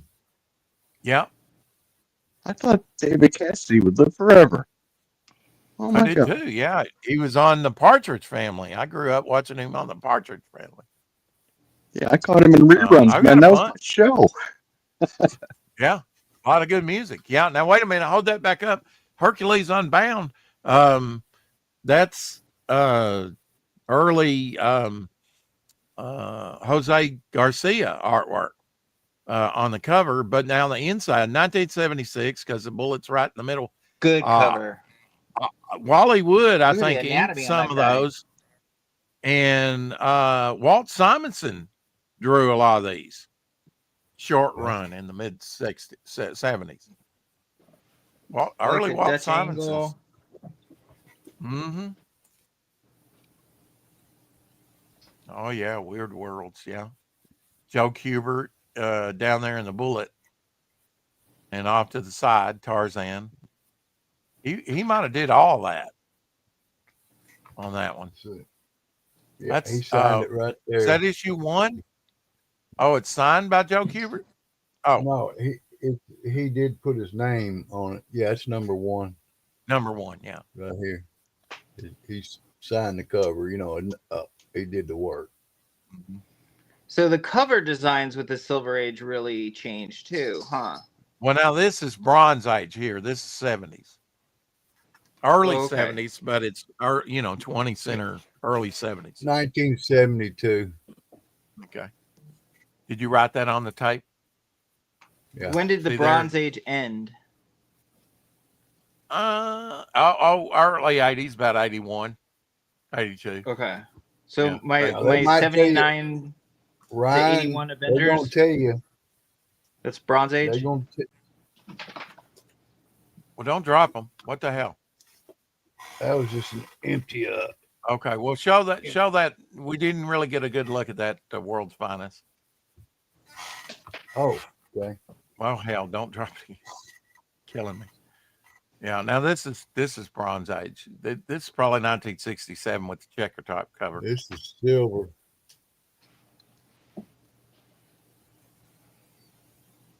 Okay. Yeah, and that's Kurt Swan on the cover. Kurt Swan artwork. Loved his stuff. He drew Superman for over 30 years in Action Comics and other places like this. Oh, What have you been up to, Crooked? Besides coming in the chat. Oh, I got a little show going on from time to time. I know I working keep in the missing garden. it. Like if I have a night off, you're not streaming. If if you have a stream, I'm working. You know, I haven't caught one yet, but I'm trying. Yeah, you know, it happens. What Yeah. have you been doing with your streams? What kind of content you been putting up on your channel of late? What was it? The other night I did an art stream and an indie comics in the mail stream where I talked about where I showed off my copy of Pencils Down and Hellstones. Oh, You know, pencils down and what? I'm sorry. Hellstones. It's a little zero Hellstones. issue I backed from K-pop's channel. Yeah, Hellstones looked interesting to me too. Yeah, you know, it was just a little. I think we had I'm the sorry. creator on. Was that Nick somebody that did that? No, it was Frank Walk. Yeah, it was a dude by Frank Walk. Okay. I think But, we had yeah, one it was of the just creators. yeah, it was just a little zero issue with you know, maybe 10 pages of content and then like source pages talking about the characters. And then you know, Omer hopped on. You know, we talked about some abstract art. And, I went through a new pouring mix with disastrous results. So, you know, you should check that out. But yeah, coming up the next day or two, I'm going to actually do my Thursday night fights stream where I commentate over some backyard boxing or wrestling. Mm-hmm.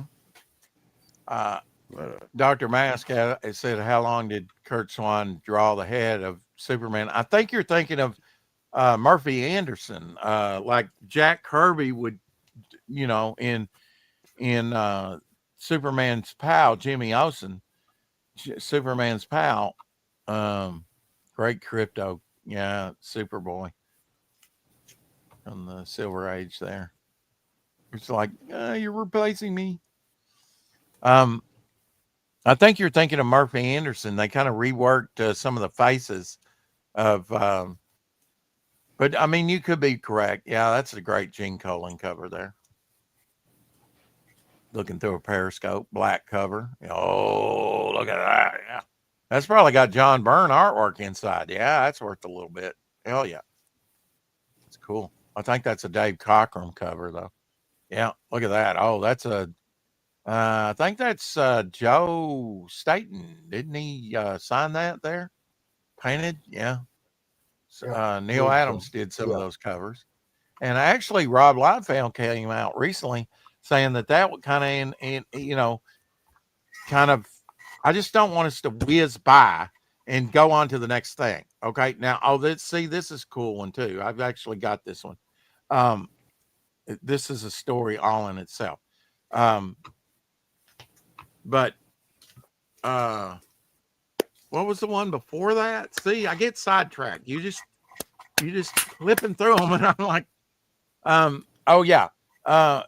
Recently, Rob Liefeld put up a couple of the Neil Adams covers. This is not one of them. That's actually a Joe Staten painted cover. He was doing E-Man also for Charlton around this time in the mid 70s. It's number one. Number one right here. Yeah, I think I've got this one. But Neil Adams would later do some of the couple more of the issues, and he said that this was actually what inspired Cable, his character Cable.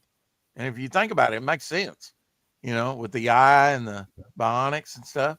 Yeah, cool. Yeah, I never thought about that. I didn't either, man. All right, now you go on to the next one. That other one is by these have an interesting story, and somebody on YouTube's actually done a little thing on these. This is what issue number is this? Because the earlier the number, the earlier the issue. Number one. Okay, so and got the little pyramid there by the G on Great, and this guy bought a warehouse and it had a lot of plates, printing plates for comics, whole stories and covers and stuff. And so he started kind of illegally printing these things that he didn't have copyright for. And the earlier the number, there's a lot of number like 17s, 19s, but number ones, this is late 50s here. And Ross Andrew did some artwork and a bunch of them, and other artists that you would know. But so this is great. What is that great? What's the title? Great comics, action comics. Great action comics, right? We can't leave the action out. So, not action comics, but great action comics. And actually, I've got one from that same company, a later one, Elsie, from 1965. Yeah. That is 10 cents, and comics went to 12 cents long, a few years before that. So that was a light 10 center. It was probably the cheapest thing on the stands that month, that whole year, because they weren't 10 cents anymore. But they were. Have you read that company. book, Elsie? Did you read Great Action Comics? Well, I looked through it, Yeah. I can't say I Well, sit that's down an and read early it. Western, 10 center. It would have to hold my interest. What about that one? Did you read that one? Now this is an early Gil Kane I've cover. read it. That's an early Gil Kane cover. I've read from the 50s. Mainly if it's a Western or a war comic, I've read it. Okay? That was his jam, was Western and war stories. Yeah, when he was growing up. So he really a big horror. Sergeant and horror. Yeah. Where I was mostly like horror, monster type stuff starting out, and then got into superheroes. Yeah, great witching hour. Cruz. We've got some witching favorite. hour production artwork, and other great fantasy masterpieces. Some early Ditko stuff, and Kirby. I mean, one reason I like these fantasy masterpieces because a lot of the late Atlas stuff before Atlas became Marvel Comics with Fantastic Four #1, Ditko inked Kirby a lot in some of those monsters. And I like Ditko's inks over Kirby stuff. Yeah. And here's one of those you pick up that you would have to get at the PX. Sad Sack, yeah. And you see up there it says complimentary copy stamped twice by the logo SAD there. Yeah.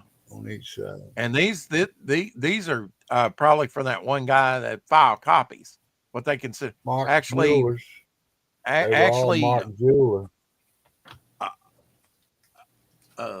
Okay. And Mark Jewelers, yeah. Some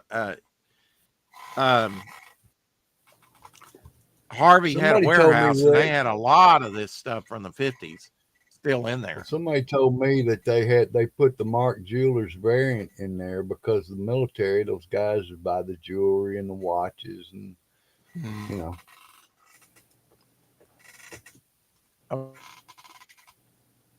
You talk amongst yourself. I'm going to make sure Abby's okay. And I'm gonna check on the mama. Okay. I'll be right back.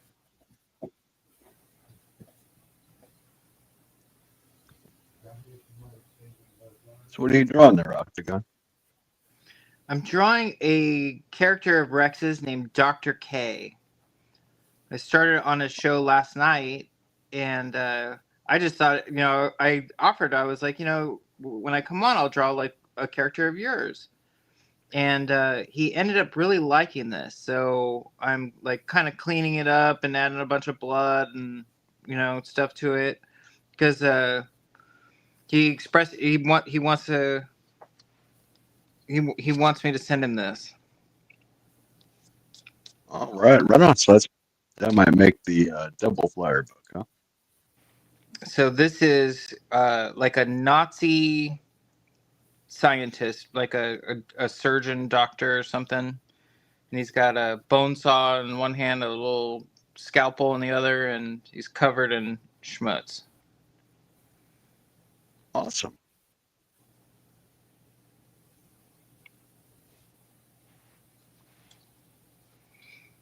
What's the name of your YouTube channel? Up the Crooked Painter. Crooked Painter. There, I'll drop the link in the chat here.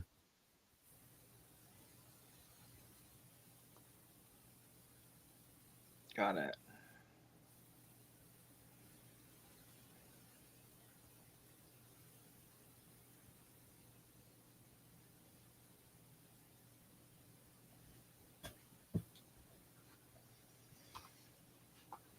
You about done? Oh, I'd subscribe Ryan, to or you, but you- I'm already subscribed. There we go. All right. Well, thanks, Octagon. Who was? Somehow. Like I said, welcome anytime. You know what I mean? I'm always pulling on whoever shows up, pretty much. Absolutely, that'd be fun. Did you already drop the link, or I can do that for you? The links in the chat. If you go to Yeah. comments, like on your screen, you can There see it the is. comments and the links there. Mhm. How My many name? subs you got now, Crooked? I was up to like 117, but I put out a bunch Oh of wow. I put out a bunch of shorts last night with the Streamlab AI cut 'em up tool. I seem to have lost like 2 with all the posting, but you Oh, know, wow. it is what it is. Put up You more lose I'm gonna have content to and lose. subs doing that? I might have Okay, to LZ. split. Thanks for sharing so much of your collection. I always love looking at those old comics. Cool, man. I seen you, LZ. I'll be in touch. Take care, Pioneer. See you, Ryan. See you, LZ. I'll be good. We'll What do. you got in your mouth? It's like eating. Crooked, are you going to be barbecuing or anything this weekend? Probably Monday. I'll do some hamburgers and hot dogs on the grill, but Yeah, nothing Yeah, fancy. Just yeah. yep, just you know, for my folks and my sister and maybe her kids, just a little family thing. Mm-hmm. But Now, pretty much this weekend, my sister's got plans for my tractor, so I'm going to be running my tractor all weekend. Yeah, moving dirt around her yard. But you know, well, I'll be you trying can't call to them add family. stuff to the campaign. I know, whether I get views on it or not, I'm going to be adding some of that artwork that I got. Not the Tank Ferret stuff yet, but I've been preparing with Omer some of the stuff. I can show some of the stuff that I've had scanned. Just figure out how to do that. All right. Yeah, this is the best way to do it. So,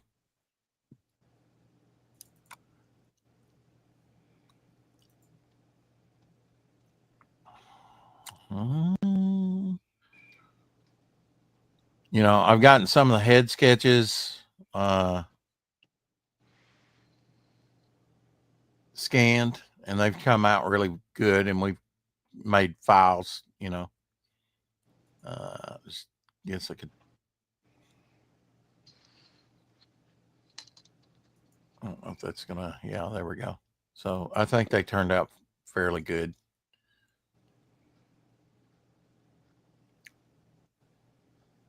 Brian, we might have to work this character in on your 2-page spread or something. He's cool. You did that? Yeah, That looks great, dude. He's one of those. There he is again. I did. Wow. And then we might have to work this guy in too. You could probably pop that into AI and make it animate. Gosh, that would be something, wouldn't it? I think it's Let's pretty see. easy. Okay, here he is without any color. It'll pop up here. There we go. He's That's scary. what- He looks like a clown almost. Oh, we got those too.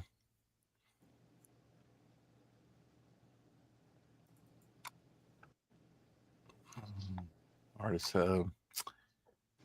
Maybe it's in under Artist Hub.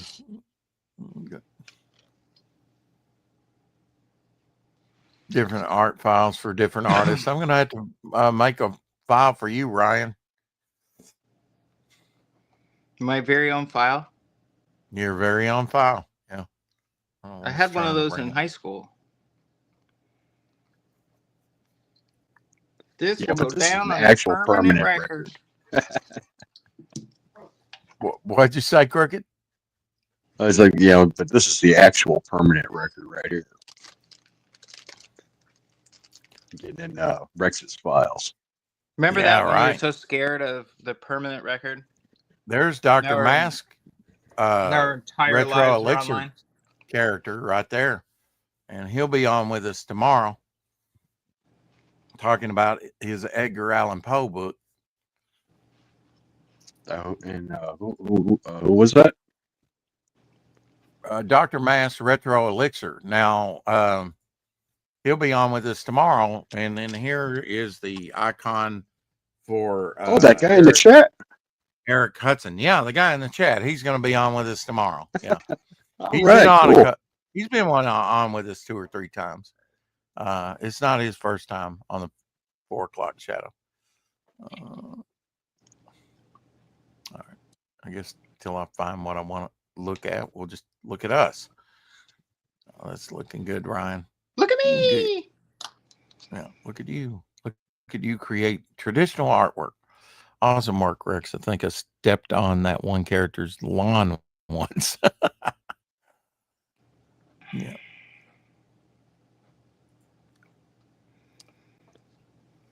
Yeah, he's going to be one of the 43.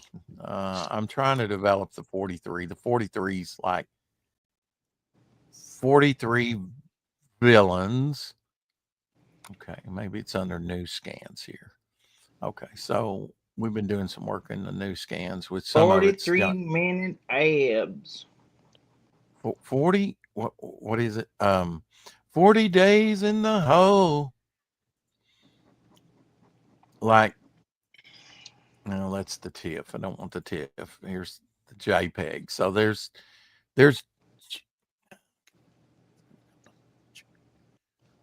so, you know, we crop this, you know, need a little cropping, whatever. She didn't scan it right. We've had to rotate things around. So this is a future character that's going to be like 250 years in the future. You know, she's going to appear. Jenny is her name. Hell yeah. Hey. 200 years of selective breeding got that wreck right there. Yeah, she's like bulletproof. But now we've also been doing like John Buscema, some from Elsie's collection. We've been doing, you know, taking things like this and getting it ready to be in my next book. Trying to make it look as good as it can be. Here's Doc Blaylock's piece he gave me when I was his character. He kind of looks like my character, the bystander, but that's Doc Blaylock's character there. He gave me this piece when I was over there in Atlanta. And here's a piece of production artwork from John Buscema that I own there. From one of their covers. This piece won't be in this particular book, but it may be in the book that we do afterwards. But we've been doing things like we did this today, the Lady Bog. Did you know that, Ryan? We got a Lady Bog character. No. This is the only time I've drawn her, but there is going to be a Lady Bog as well. I would have put her in the 10th anniversary piece. She should have been on the tree or something. Yeah, I guess I didn't think about it. Been doing some of the scratch art. Some of this will be in the art book. Like there's a Bog scratch artwork. Thing about scratch artwork is you can't erase. You have to be very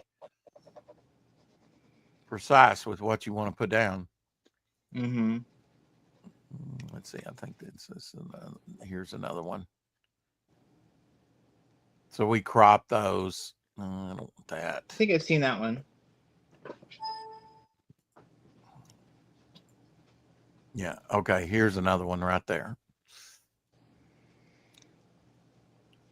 But now I was actually doing a comic book. Now this is a piece we will be adding to the campaign. This is a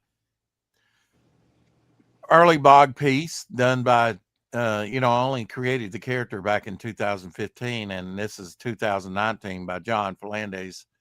Hit a concept, done by him. And we kind of beefed up the blacks, whatever logo there. But I put this original, King of the Swamp piece up for sale. If anybody wants to buy it, I've been readying that. We got a piece here by a Devil Flyer piece by Peter, aka Pad. Look at that. Uh-huh. There's just some Rob Liefeld type 90s jam looking stuff. He did that one back in 2023. I might put that up on the campaign. And here's another one I might put up on the campaign, Ryan. I don't know. I hadn't made my mind up about this. But here's one that Ryan did of whoa. You're right. It does look very much like a Liefeld. Very cool dynamic cross-hatching and stuff.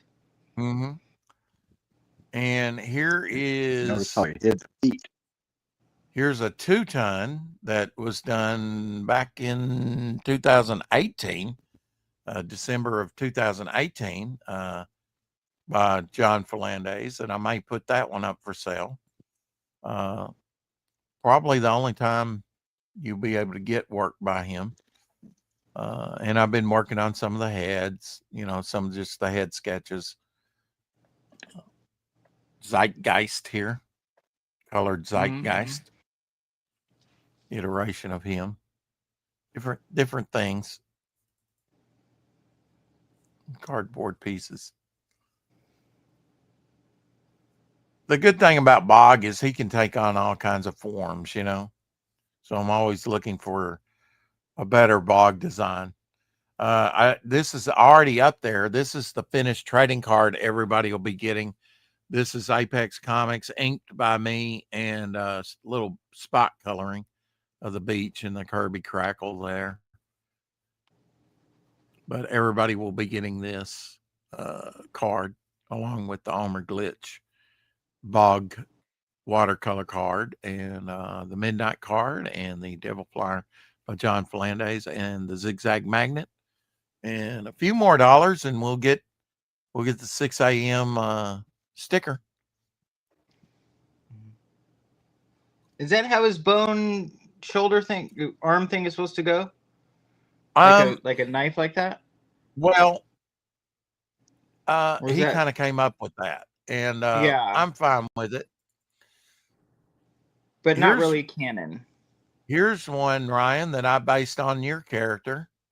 I mean, you're, using one of your drawings as a inspiration for Sweet Baby. That was a early head sketch I did. Uh-huh. And off to the right, there's kind of a concept for modern day Mummy. This is another character off to the left called Trixie. That Sweet Baby looks good, dude. And a Bog down there. The what? The Sweet Baby looks good. Yeah, I mean, I really don't draw women that often, so trying to stretch my legs and create a few women characters. Here's another I lady like how I did character. the. I like how I did the eye makeup on her. Mm-hmm. Here's one of the 43 there. One of the lady characters that I've created. I don't have a name for her yet, but she's kind of vaporous. Some bogs. Concept for one of Bog's legs there. Mm-hmm. Just random stuff that I've done during the campaign.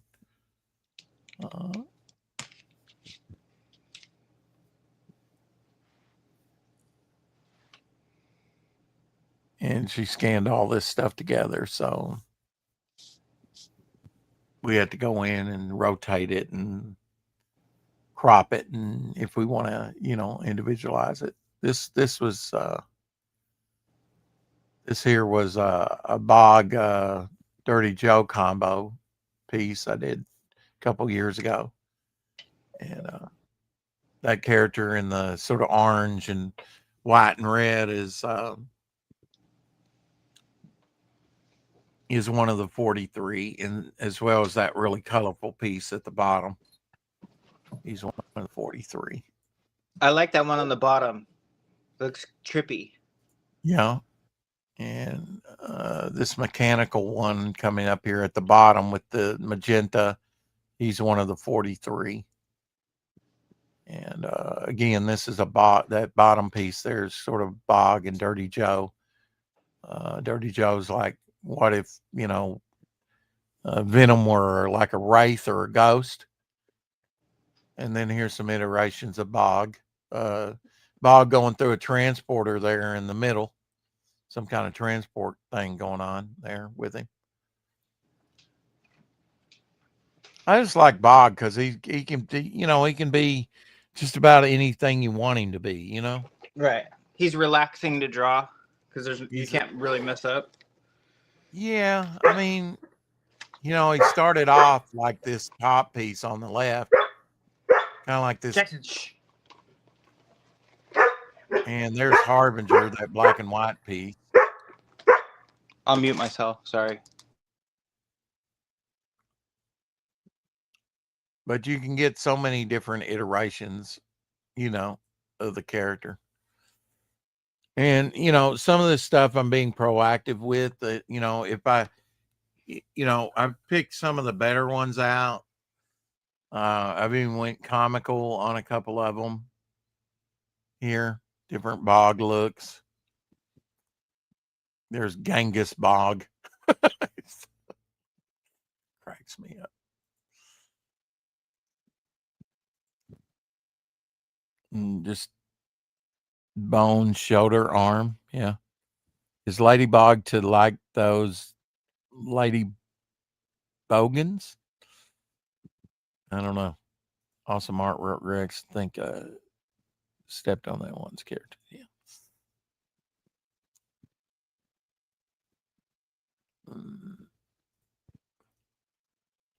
But yeah, some of these are going to have to be scanned and put into the book. So might as well get it done now. Going to be in the art book, and we may even have the thank you. We may even have a fan art section in that. Too early to tell, but I did get her to scan some of the more, some of the head sketches that I've been working on. There's Old Man Bog at the bottom right, and this skull-like character is called Necrosis. He's one of the 43. And Rex, you've got so many Bogs, right? You could almost do like one of those pictures, like where, like it's like hundreds of Bogs, that all like a collage. Yeah, that all make a picture of Bog. Yeah. Like so. So you step back from it, and it's just a picture of Bog, and then when you look real close, it's like hundreds and hundreds of pictures of Bog. Maybe I ought to feed all these into AI and see what comes out. Right. This one in the middle is like a bog mask, like an Oriental guy wearing a bog mask. That's probably one of the weirder type concepts for bog, you know. Not really bog himself, but with a person wearing a bog mask. Mm-hmm. Mm-hmm.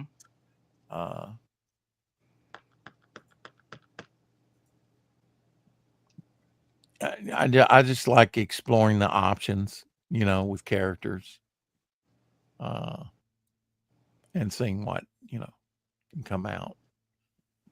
And You're gonna have so many so much chart. You're going to make an overflow coloring book. You know, just yeah, you know, and like I've got a whole file of just all the pizza rounds I've done that were finished, TIFF files and JPEG files. So, and been actually using some of these as thumbnails in the past week or so.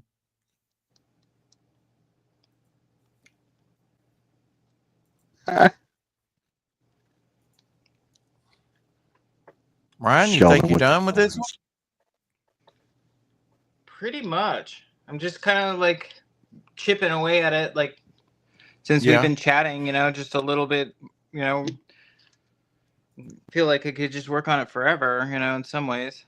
Yeah, it you know, when you were working on that the lighting patches, whatever there on the right, it seemed like you were trying to bring some of that black and kind of drag it in, you know, drag it a little bit where the black would kind of come through with the lines. And now I see you probably have put some more white over some of that hatching work, right? I don't know exactly what you're saying. Dragging the black? Well, Say it that looked again? like you were trying to you were doing hatching with the ruling, but it was like you know, that's pretty cool because it looks like a celestial city back there floating or something, you know. Mm-hmm. But it looked like to me you were using the ruler and trying to you were putting white on there, but it was like maybe you were wanting some of the black to come out through that too. You know, I guess the places you didn't hatch. I don't know. But then you looked like you added more white on that after you hatched it. Is that what you did? Yeah. Okay. Good effect. So I added a little bit more white to it to like make this solid, like so you couldn't see like because like the jelly roll like wasn't giving me like a solid white. So I grabbed one of my daughter's Posca markers and just made it more white inside.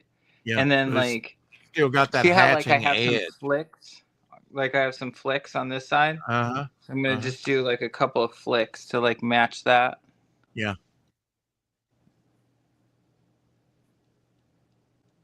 Oh, okay. Over there on that, yeah. So I'm like adding like a little bit of ink spatter. Is that white dry? Yeah, it's tacky. Oh, okay. I was thinking if you put that on there with it wet, it may come out gray instead of pure black. Nah, it'll just float on top. It'll be fine.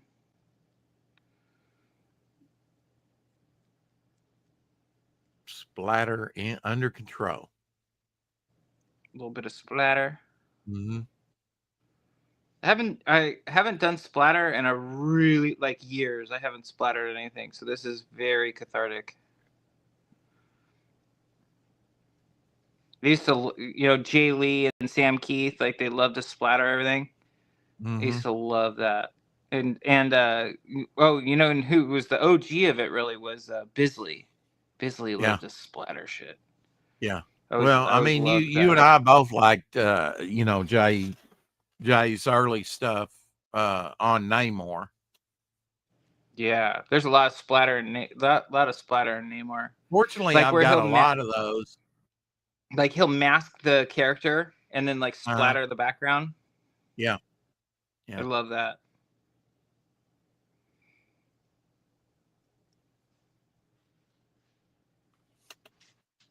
I think that's it.